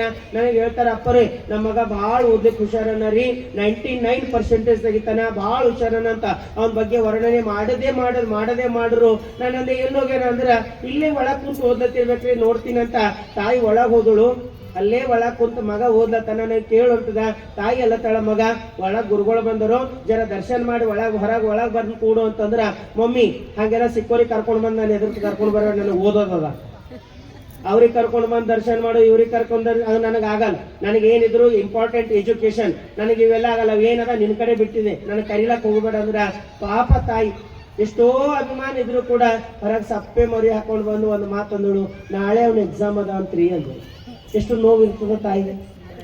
ನನಗ ಆ ಮಗುವಿನ ಬಗ್ಗೆ ಕಳಕಳಿಕ ಇದು ಅನಿಸ್ಲಿಲ್ಲ. ಈ ಮಗ ಇವತ್ತೇ ಇಷ್ಟು ಉದ್ದಟತನವಾಗಿ ಬೆಳೆದನಂದ್ರ ನಾಳೆ ತಂದೆ ತಾಯಿಗರ ಏನ್ ಗೌರವ ಕೊಡ್ತಾನ? ತಂದೆ ತಾಯಿಗೆ ಗೌರವ ಕೊಡದೆ ಇರ್ತಕ್ಕಂಥ ಮಕ್ಕಳನ್ನ ಬೆಳೆಸಿ ಅವ್ರು ಎಷ್ಟು ಪರ್ಸೆಂಟೇಜ್ ತಗೊಂಡ್ರೆ ಅದಕ್ಕೆ ಬಂತು, ಎಷ್ಟು ರ್ಯಾಂಕ್ ತಗೊಂಡ್ರೆ ಅದಕ್ಕೆ ಬಂತು. ನಾವು ಬಹಳ ದೊಡ್ಡದ ಏನ್ ತಿಳ್ಕೊಂಡಿವಿ, ಅವ್ರ ತೆಗೆ ರ್ಯಾಂಕ್ ಅಂತ ತಿಳ್ಕೊಂಡಿವಿ. ಅದು ರ್ಯಾಂಕ್ ದೊಡ್ಡದಲ್ಲ, ಸಂಸ್ಕಾರ ಬಹಳ ದೊಡ್ಡದ. ಅದಕ್ಕೆ ಮಕ್ಕಳಿಗೆ ನಾವು ಏನಾರ ಕೊಡ್ತೇವೆ ಅಂದ್ರ ಅದು ಸಂಸ್ಕಾರ ಕೊಡ್ತೀವಿ. ಅದಕ್ಕೆ ಅದೇ ನಮ್ಮ ನಿಜವಾದ ಆಸ್ತಿ ಆಗ್ತದ. ಸ್ವಲ್ಪ ಪರ್ಸೆಂಟೇಜ್ ಕಮ್ಮಿ ತೆಗಿಲಿಲ್ಲ, ಎಲ್ಲರ ಮಕ್ಕಳು ಸ್ಕೂಲ್ನಾಗೆ ಫಸ್ಟ್ ಬರ್ಬೇಕಂದ್ರೆ ಹೆಂಗಾಗಿತ್ತು? ನಾವು ಎಲ್ಲರ ಜಿದ್ದು ಒಂದೇ ಅದ, ನಮ್ಮ ಮಗ ಫಸ್ಟ್ ಅನ, ನಮ್ಮ ಮಗ ಎದರ ಫಸ್ಟ್ ಅನ. ಪರ್ಸೆಂಟೇಜ್ ದಾಗ ಫಸ್ಟ್ ಆಗೋದು ದೊಡ್ಡದಲ್ಲ, ಕ್ಯಾರೆಕ್ಟರ್ ದಾಗ ಫಸ್ಟ್ ಆಗೋದು ದೊಡ್ಡದ, ಕಾನ್ಫಿಡೆನ್ಸ್ ದೊಡ್ಡವಾಗ ದೊಡ್ಡದ, ಅದ ಕರೇಜ್ನಾಗ ದೊಡ್ಡದ. ಅದೆಲ್ಲ ಬಿಟ್ಟು ನಾವು ಬರೀ ಪರ್ಸೆಂಟೇಜೇ ನಮ್ಮ ಮಕ್ಕಳು ಜೀವನ ಅಂತ ತಿಳ್ಕೊಂಡಿವಿ. ಪರ್ಸೆಂಟೇಜ್ ಒಂದ್ ಸ್ವಲ್ಪ ಕಡಿಮೆ ಬಂತಂದ್ರ ಎಷ್ಟೋ ಮಕ್ಕಳು ಡಿಪ್ರೆಷನ್ ಆಗ್ಯಾರ. ಅದಕ್ಕೆ ಫೇಲ್ ಆಗಿ ಗೆದಿತಕ್ಕಂಥದ್ದು ಬಹಳ ದೊಡ್ಡದ, ಗೆದ್ಕೋತ ಹೋಗೋದು ಬಹಳ ದೊಡ್ಡದಂತ ತಿಳ್ಕೊಂಡಿವಿ. ಗೆದ್ದವ ಏನಾರ ಬಿದ್ದು ಅಂದ್ರೆ ಮತ್ತೆ ಜೀವನದಾಗ ಮ್ಯಾಲೆ ಹೇಳಲ್ಲ. ಎಷ್ಟೋ ಮಕ್ಕಳು 92 ಬರ್ತದಂತ ಅನ್ಕೊಂಡ್ರು, 82 ಬಂತು ಅಂತಂದ್ರೆ ಆ ಮಕ್ಕಳು ಊಟ ನೀರು ಬಿಟ್ಟು ಡಿಪ್ರೆಷನ್ದಾಗ ಹೋಗಿದ್ ಮಕ್ಕಳಿಗೆ ನಾವು ನೋಡ್ತಾ ಇದ್ದೀವಿ. ಅದಕ್ಕೆ ನಮ್ಮ ಮಕ್ಕಳಿಗೆ ಒಂದು ಆತ್ಮಬಲ ಬೆಳೆಸ್ಬೇಕು. ಪರ್ಸೆಂಟೇಜ್ ನಿನ್ ದೊಡ್ಡದಲ್ಲ ಮಗ, ಜೀವನ ಬಹಳ ದೊಡ್ಡದದ, ನೀನ್ ಇನ್ನ ಮುಂದೆ ಬಹಳ ಅವಕಾಶಗಳವಂತ ಮಕ್ಕಳಿಗೆ ಒಳ್ಳೆ ಸಂಸ್ಕಾರ ಕೊಟ್ಟು ಒಂದು ಒಳ್ಳೆ ಸಮಾಜವನ್ನ ನಿರ್ಮಾಣ ಮಾಡಬೇಕು. ಆ ಸಮಾಜ ನಿರ್ಮಾಣ ಮಾಡ್ಬೇಕಂತಾನೆ ಈ ಪ್ರವಚನ ಕಾರ್ಯಕ್ರಮ ಚಿಂತನೆಗಳು. ಅದಕ್ಕೆ ಬಸವ ಭಾಷೆ ಅಂತ ಪ್ರವಚನ ಮಾಡಿದೇವು ಅಂತಂದ್ರ ಬಸವಣ್ಣನವರಿಗೆ ನಾವು ಮಾತನ್ನ ಕೊಡ್ತಾ ಇದ್ದೀವಿ, ಪ್ರತಿಜ್ಞೆಯನ್ನ ಮಾಡ್ತಾ ಇದ್ದೀವಿ. ಏನು ಹೇಳಿದೆವೋ ಅದ್ರ ನಮ್ಮ ಜೀವನದಾಗ ಅಳವಡಿಸ್ಕೊಂಡು ಬದುಕ್ತೀವಿ ಅಂತಕ್ಕಂಥ ಸಂಕಲ್ಪ 15 ದಿನ ನಾವು ನೀವೆಲ್ಲ ಮಾಡಿದೆವು. ಅದಕ್ಕೆ ಆ ಸಂಕಲ್ಪದಕ್ಕೆ ಶಕ್ತಿಯಾಗಿ ನಿಂತು ಬಸವಣ್ಣರು ಆ ಕಾರ್ಯ ನಮ್ಮೆಲ್ಲರ ಮುಖಾಂತರ ಮಾಡಿಸಿಕೊಳ್ಳಲಿ ಅಂತಕ್ಕಂಥ ಮಾತನ್ನು ತಿಳಿಸ್ತಾ 15 ದಿನ ಸಂಭ್ರಮದಿಂದ ಭಾಗಿಯಾಗಿರ್ತಕ್ಕಂಥ ನೀವೆಲ್ಲ ಒಂದು ಜೋರಾದ ಚಪ್ಪಾಳೆ ಹಾಕಿ. ಯಾರ ಸಲುವಾಗಿ ಹಾಕ್ತೀರಿ? ನಿಮ್ಮ ಸಲುವಾಗಿ. ನೀವು ನಮ್ಗೆ ಯಾರು ಬಂದು ಬೆನ್ನು ಬಡಿಬೇಕು ಶಾಬಾಷ್ ಅಂತ ನಾವು ಬಡ್ಕೊಳ್ಳೋಣ. ಯಾಕಂದ್ರೆ 15 ದಿನ ಮಿಸ್ಕಾಡ್ಲಾರ್ದಂಗ ಯಾವ ಪ್ರವಚನದಾಗೂ ಈಟ್ ಶಾಂತ ಕೂಡ ನೀವು ನೋಡಿ, ಎಲ್ಲರೆಲ್ಲ ಒಂದಿಲ್ಲ ಒಂದು ಸಣ್ಣ ಸೌಂಡ್ ಆಗ್ತದೆ. ಆದ್ರೆ ಇಷ್ಟೊಂದು ನಿಶಬ್ದವಾಗಿ ಪ್ರವಚನ ಆಲಿಸಿದ್ರಿ ಅಂದ್ರೆ ಅದು ನಿಮ್ಮ ಮೇಲೆ ಪರಿಣಾಮ ಆಗ್ಯದ ಅದರ ಜೀವನದಾಗ ಅಳವಡಿಸ್ಕೊಳ್ತಕ್ಕಂಥ ಶಕ್ತಿ ಸಾಮರ್ಥ್ಯ ಗುರು ಬಸವಣ್ಣನ ಕರುಣಿಸ್ಲಿ ಅಂತ ಹೇಳ್ತಾ ಇದೀಗ ಇಲ್ಲಿಗೆ ಮುಗಿಯೋದಲ್ಲ, ಬಸವ ಜಯಂತಿಗೆ ಮುಗಿಯೋದಲ್ಲ. ಪ್ರತಿ ವಾರ ಗುರು ಬಸವ ಮಹಾಮನೆಯಲ್ಲಿ ಪ್ರಾರ್ಥನೆ ನಡೀತದ, ಪ್ರತಿ ತಿಂಗಳ ಅನುಭವ ಗೋಷ್ಠಿ ನಡೀತದ, ಚಿಂತನೆ ನಡೀತದ, ಇಷ್ಟಲಿಂಗ ಪೂಜೆ ನಡೀತದ. ನಿಮ್ಮೆಲ್ಲರಿಗೂ ಅವ್ರು ನಾನು ಬಂದಾಗ್ಲಿ ನೋಡ್ತಾ ಇದ್ದೀನಿ, ಇವತ್ತಿಗೂ ನನ್ನ ಒಳಗೊಂದು ಕಳವಳ ಅನಿಸ್ತದ. ಅವ್ರು ಎಷ್ಟು ಕಳಕಳಿಲಿ ನಿಮ್ಗೆ ಹೇಳತ್ತಾರ ಅಂದ್ರ ಅಲ್ಲೊಂದು ಪಾಂಪ್ಲೆಂಟ್ ಇಟ್ಟಿದ್ದೆವು, ಅದ್ರ ಮೇಲೆ ನಿಮ್ ಹೆಸರು ಫೋನ್ ನಂಬರ್ ಎಲ್ಲ ಬರ್ದಿಡ್ರಿ. ಕೊನೆಯ ದಿನ ನಿಮಗೆ ಏನಾರ ನಮ್ಮಲ್ಲಿ ಕಾರ್ಯಕ್ರಮ ಇದ್ರೆ ನಿಮ್ಗೆ ಇನ್ಫಾರ್ಮೇಶನ್ ಮಾಡ್ತೇವೆ, ನೀವೆಲ್ಲ ಬರಬೇಕು ಅಂತ ಅವ್ರು ಕರೆಯಕ್ಕೆ ಕಳಕಳಿಯಿಂದ ಕರೆಯೋದು ನೋಡ್ರ ನಮ್ಮ ಮನೆ ತಂದ ಲಗ್ಗುಣಿದ್ರ ಬಿ ಲೆಟರ್ ಕೊಡ್ತಾರೋ ಇಲ್ಲೋ ಒಂದೊಂದ್ಸಾರಿ, ಒಮ್ಮೊಮ್ಮೆ ಹೇಳ್ತಾರೋ ಇಲ್ಲೋ. ಆದ್ರೆ ಅವ್ರೊಳಗೆ ಏನು ಕಳಕಳಿ ಅಂದ್ರೆ ಕೊಪ್ಪಳದ ಒಂದು ಆದರ್ಶ ಸಮಾಜ ನಿರ್ಮಾಣ ಆಗ್ಬೇಕು, ಒಂದು ಬಸವ ಭಕ್ತರು ನಿರ್ಮಾಣ ಆಗ್ಬೇಕು, ಸದೃಢ ಸಮಾಜ ನಿರ್ಮಾಣ ಮಾಡ್ಬೇಕಂತ ನಿಮಗ್ ಗುರು ಬಸವ ಮಹಾಮನೆಗೆ ಅಷ್ಟೊಂದು ಪ್ರೀತಿಯಿಂದ ಕರೀಲತ್ತಾರಂತಂದ್ರೆ ನಮ್ಮ ಜವಾಬ್ದಾರಿ ಅದ. ಅವ್ರು ಕರೀತಾರ ಅನ್ನೋದಕ್ಕಿಂತ ನಮ್ಮ ಉದ್ಧಾರ ಆದ ಅಂತ ತಿಳ್ಕೊಂಡು ಪ್ರತಿಯೊಂದು ಕಾರ್ಯದಲ್ಲಿ ಭಾಗವಹಿಸ್ತಾ ನಾವು ಒಂದು ಒಳ್ಳೆ ಸಂಘಟನೆ, ಒಂದು ಒಳ್ಳೆ ಟೀಮು ಈ ಒಂದು ಕೊಪ್ಪಳ ನಗರದಲ್ಲಿ ಕಟ್ಟೋಣ, ಸದೃಢ ಸಮಾಜ ನಿರ್ಮಾಣ ಮಾಡೋಣ ಅಂತಕ್ಕಂಥ ಮಾತನ್ನು ತಿಳಿಸ್ತಾ ಇನ್ನು ಬಹಳ ಜನ ಕೇಳ್ತಾ ಇದ್ರು, ಅಪ್ಪರೇ ಇನ್ನು ಹೋದ್ಮೇಲೆ ನಮ್ದು ನಿಮ್ಮದು ಯಾವಾಗ ಭೇಟಿ ರೀ ಅಂದ್ರು. ನಮ್ಮದು ನಿಮ್ಮದು ಅದೋಡ್ ಸಮೀಪನೇ ಭೇಟಿ ಆಗೋದದ. ಯಾವಾಗ ಹೇಳ್ರಿ? ಮೇ 23ನೇ ತಾರೀಕು. ಮೇ 23 ನೆನಪಿರ್ಲಿ, ಬೀದರ್ ನಗರದಲ್ಲಿ ಪೂಜ್ಯಶ್ರೀ ಅಕ್ಕನವರ ಒಂದು ಸ್ಮರಣೋತ್ಸವ ಮತ್ತು ಭಕ್ತೋತ್ಸವ ಅಂತಕ್ಕಂಥ ಒಂದು ವಿಶೇಷ ಕಾರ್ಯಕ್ರಮ 2 ದಿನ 23 ಮತ್ತು 24 2 ದಿನ ನಡೆಯಲಿದೆ. ಅದಕ್ಕೆ 22ನೇ ತಾರೀಕಿಗೆ ರಾತ್ರಿ ನಿಮ್ಮಲ್ಲೆಲ್ಲ ಈಗ ಸ್ಲೀಪರ್ ಕೋಚ್ ಬಸ್ಗಳು ಆಗ್ಯಾವ, ಆರಾಮಾಗಿ ಇಲ್ಲಿಂದ ಬೀದರ್ಗೆ ಬರ್ತಾವ, ಬೀದರ್ಲಿಂದ ಇಲ್ಲಿ ಬರ್ತಾವ. ಇನ್ನು 2ನೇದಾಗಿ ಟ್ರೈನಿನ ಸವಲತ್ತು ಅದ. ನಮ್ಮ ಒಂದು ನೇತೃತ್ವ, ನಮ್ದು ಒಂದು ಗುರುಬಸವ ಮಹಾಮನೆಯ ಸದಸ್ಯರಿಗೆ ಮಾತಾಡ್ರಿ, ಅವ್ರು ನಿಮಗೆ ಹೆಂಗ್ ಹೋಗಬೇಕು ಅನ್ನೋದ್ರ ಬಗ್ಗೆ ಹೇಳ್ತಾರೆ. ಒಂದು ಟೀಮ್ ವೈಸ್ ನೀವೆಲ್ಲರೂ ಬಂದು ಕಾರ್ಯಕ್ರಮದಲ್ಲಿ ಭಾಗವಹಿಸ್ರಿ. ತಲೆ ಮೇಲೆ ಗ್ರಂಥ ಇಟ್ಕೊಂಡು ಮೆರವಣಿಗೆ ಮಾಡ್ತಕ್ಕಂಥದ್ದು, ವಚನ ಪಠಣ ಆಗ್ಬೇಕಂಥದ್ದು, ಅನುಭವದ ನಡೀತಕ್ಕಂಥ 2 ದಿನ ವಿಶೇಷ ಕಾರ್ಯಕ್ರಮ ಇರ್ತದ. ಸ್ವಲ್ಪ ಮುಂದಾಗಿ ಎಷ್ಟು ಜನ ಬರ್ತೀವಿ ಅನ್ನೋದು ಹೇಳಿದ್ರೆ ನಿಮಗೆ ಎಲ್ಲಾ ರೀತಿಯಿಂದ ವ್ಯವಸ್ಥೆ ಮಾಡ್ತೀವಿ. ಇನ್ನು ಮುಂದ ನಿಮ್ಮ ತವರು ಮನೆ ಎಲ್ಲದ ಅಂತಂದ್ರ ಅದು ಬೀದರ್ನಾಗ ಲಿಂಗಾಯತ ಮಹಾಮಠ ಅದ. ನಮಗೆ ಯಾವಾಗ ಬೇಜಾರಾಗ್ತದೋ ಅವಾಗ ಅವ್ವನ ಮನೆಗೆ ಹೋಗಲ್ಲ, ಅಪ್ಪನ ಮನೆಗೆ ಹೋಗಲ್ಲ, ಒಂದು ಬಳಗಗಳ ಮನೆಗೆ ಹೋಗಲ್ಲ. ನನಗೆ ಏನಾರ ಬೇಜಾರಾಯ್ತಂದ್ರ ನಾ ಬೀದರ್ ಲಿಂಗಾಯತ ಮಹಾಮಠಕ್ಕೆ ಹೋಗ್ತೀನಿ, 1-2 ದಿನ ಆರಾಮಾಗಿದ್ದು ಬರ್ತೀನಿ, ಸಮಾಧಾನ ಮಾಡ್ಕೊಳ್ತೀನಿ ಅಂತಕ್ಕಂಥ ಸಾಮರ್ಥ್ಯ ಶಕ್ತಿ ನಿಮ್ಮೊಳಗಿರ್ಲಿ. ಅದು ನಿಮ್ಮ ಮನೆ, ಈ ಸಂಬಂಧ ಸದಾಕಾಲ ಇರ್ತದ. ನಾನು ನಿಮ್ಮ ಮನೆಯ ಮಗನಾಗಿ ಪ್ರತಿಯೊಬ್ಬರಿಗೆ ದಿನ ಹಾಕೊಡ್ತೀನಿ. ಆ ಕಾರ್ಯಕ್ರಮಕ್ಕೆ ಹೆಚ್ಚಿನ ಸಂಖ್ಯೆಯಲ್ಲಿ ಬರಬೇಕು ಅಂತಕ್ಕಂಥ ಮಾತನ್ನು ತಿಳಿಸ್ತಾ ಮತ್ತೊಮ್ಮೆ ತಮ್ಮೆಲ್ಲರಿಗೂ ಹೃತ್ಪೂರ್ವಕ ಶರಣಾರ್ಥಿಯನ್ನು ಹೇಳ್ತಾ ಮಾತು ಮುಗಿಸ್ಬೇಕಲ್ಲತ್ತೀನಿ, ಆದ್ರೂ ಮುಗಿಸ್ತಾ ಇಲ್ಲ. ಅಷ್ಟೊಂದು ಒತ್ತಡ ಆಗ್ತಾ ಇದೆ ಅಂತಂದ್ರೆ ಮುಗಿತಲ್ಲ ಅಂತ ನಿಮಗೇನು ಅನಿಸ್ತೋ ಅದೇ ಒಂದು ಕಳವಳ ನನಗೂ ಅನಿಸ್ತಾ ಇದೆ. ಆದ್ರೂ ಕೂಡ ನಾಳೆ ಬೀದರ್ ನಗರದಲ್ಲಿ ಬಸವ ಜಯಂತಿ ಆಚರಣೆ ಮಾಡೋದಿರೋದಕ್ಕಾಗಿ ನಾನು ಆದಷ್ಟು ಈಗ ರಾತ್ರಿ ಪ್ರವಚನ ಮುಗಿದ ತಕ್ಷಣ ಇಲ್ಲಿಂದ ಹೊರಡ್ತಾ ಇದ್ದೀನಿ. ಅದಕ್ಕೆ ನಿಮ್ಮೆಲ್ಲರ ಭೇಟಿ, ನಿಮ್ಮೆಲ್ಲರ ಮತ್ತೆ ಒಂದು ದರ್ಶನ ನಾವು ಬೀದರ್ ನಗರದಲ್ಲಿ ಮಾಡೋಣ ಅಂತಕ್ಕಂಥ ಮಾತನ್ನು ತಿಳಿಸ್ತಾ ಮತ್ತೊಮ್ಮೆ ತಮ್ಮೆಲ್ಲರಿಗೂ ಹೃತ್ಪೂರ್ವಕ ಶರಣಾರ್ಥಿಯನ್ನು ಸಲ್ಲಿಸಿ ನನ್ನ 2 ಮಾತಿಗೆ ಮಂಗಲವನ್ನು ಮಾಡ್ತೀನಿ. ಸರ್ವರಿಗೂ ಶರಣಾರ್ಥಿ. ಶರಣಾರ್ಥಿ. ಪರಮ ಪೂಜ್ಯರು ನಮ್ಮೊಡನೆ 15 ದಿನಗಳ ಪರ್ಯಂತ, ಬಹುಶಃ ಇವತ್ತು ಅವರು ಮಧ್ಯಾಹ್ನ ಅವ್ರ ಮನೆಗೆ ಹೋಗಿದ್ವಿ. ಹೆಂಗೆ ಕಳಿತು 15 ದಿವಸ ಅಂತ ನೆನಪು ಮಾಡ್ಕೊಂಡಿದೆ. ಅಷ್ಟು ಪ್ರತಿನಿತ್ಯ ಈ ಒಂದು ಜ್ಞಾನದಾಸವನ್ನು ನಿಮಗೆ ಒಳಪಡಿಸಿದ್ದಾರೆ. ಅವರಿಗೆ ಮತ್ತು ನಿಮ್ಮೆಲ್ಲರಿಗೂ ಭಕ್ತಿಯ ಶರಣಾರ್ಥಿ ಹೇಳ್ತಾ ಇವತ್ತು ಕೊನೆಯ ದಿನ, ಪ್ರವಚನದ ಕೊನೆಯ ದಿನ.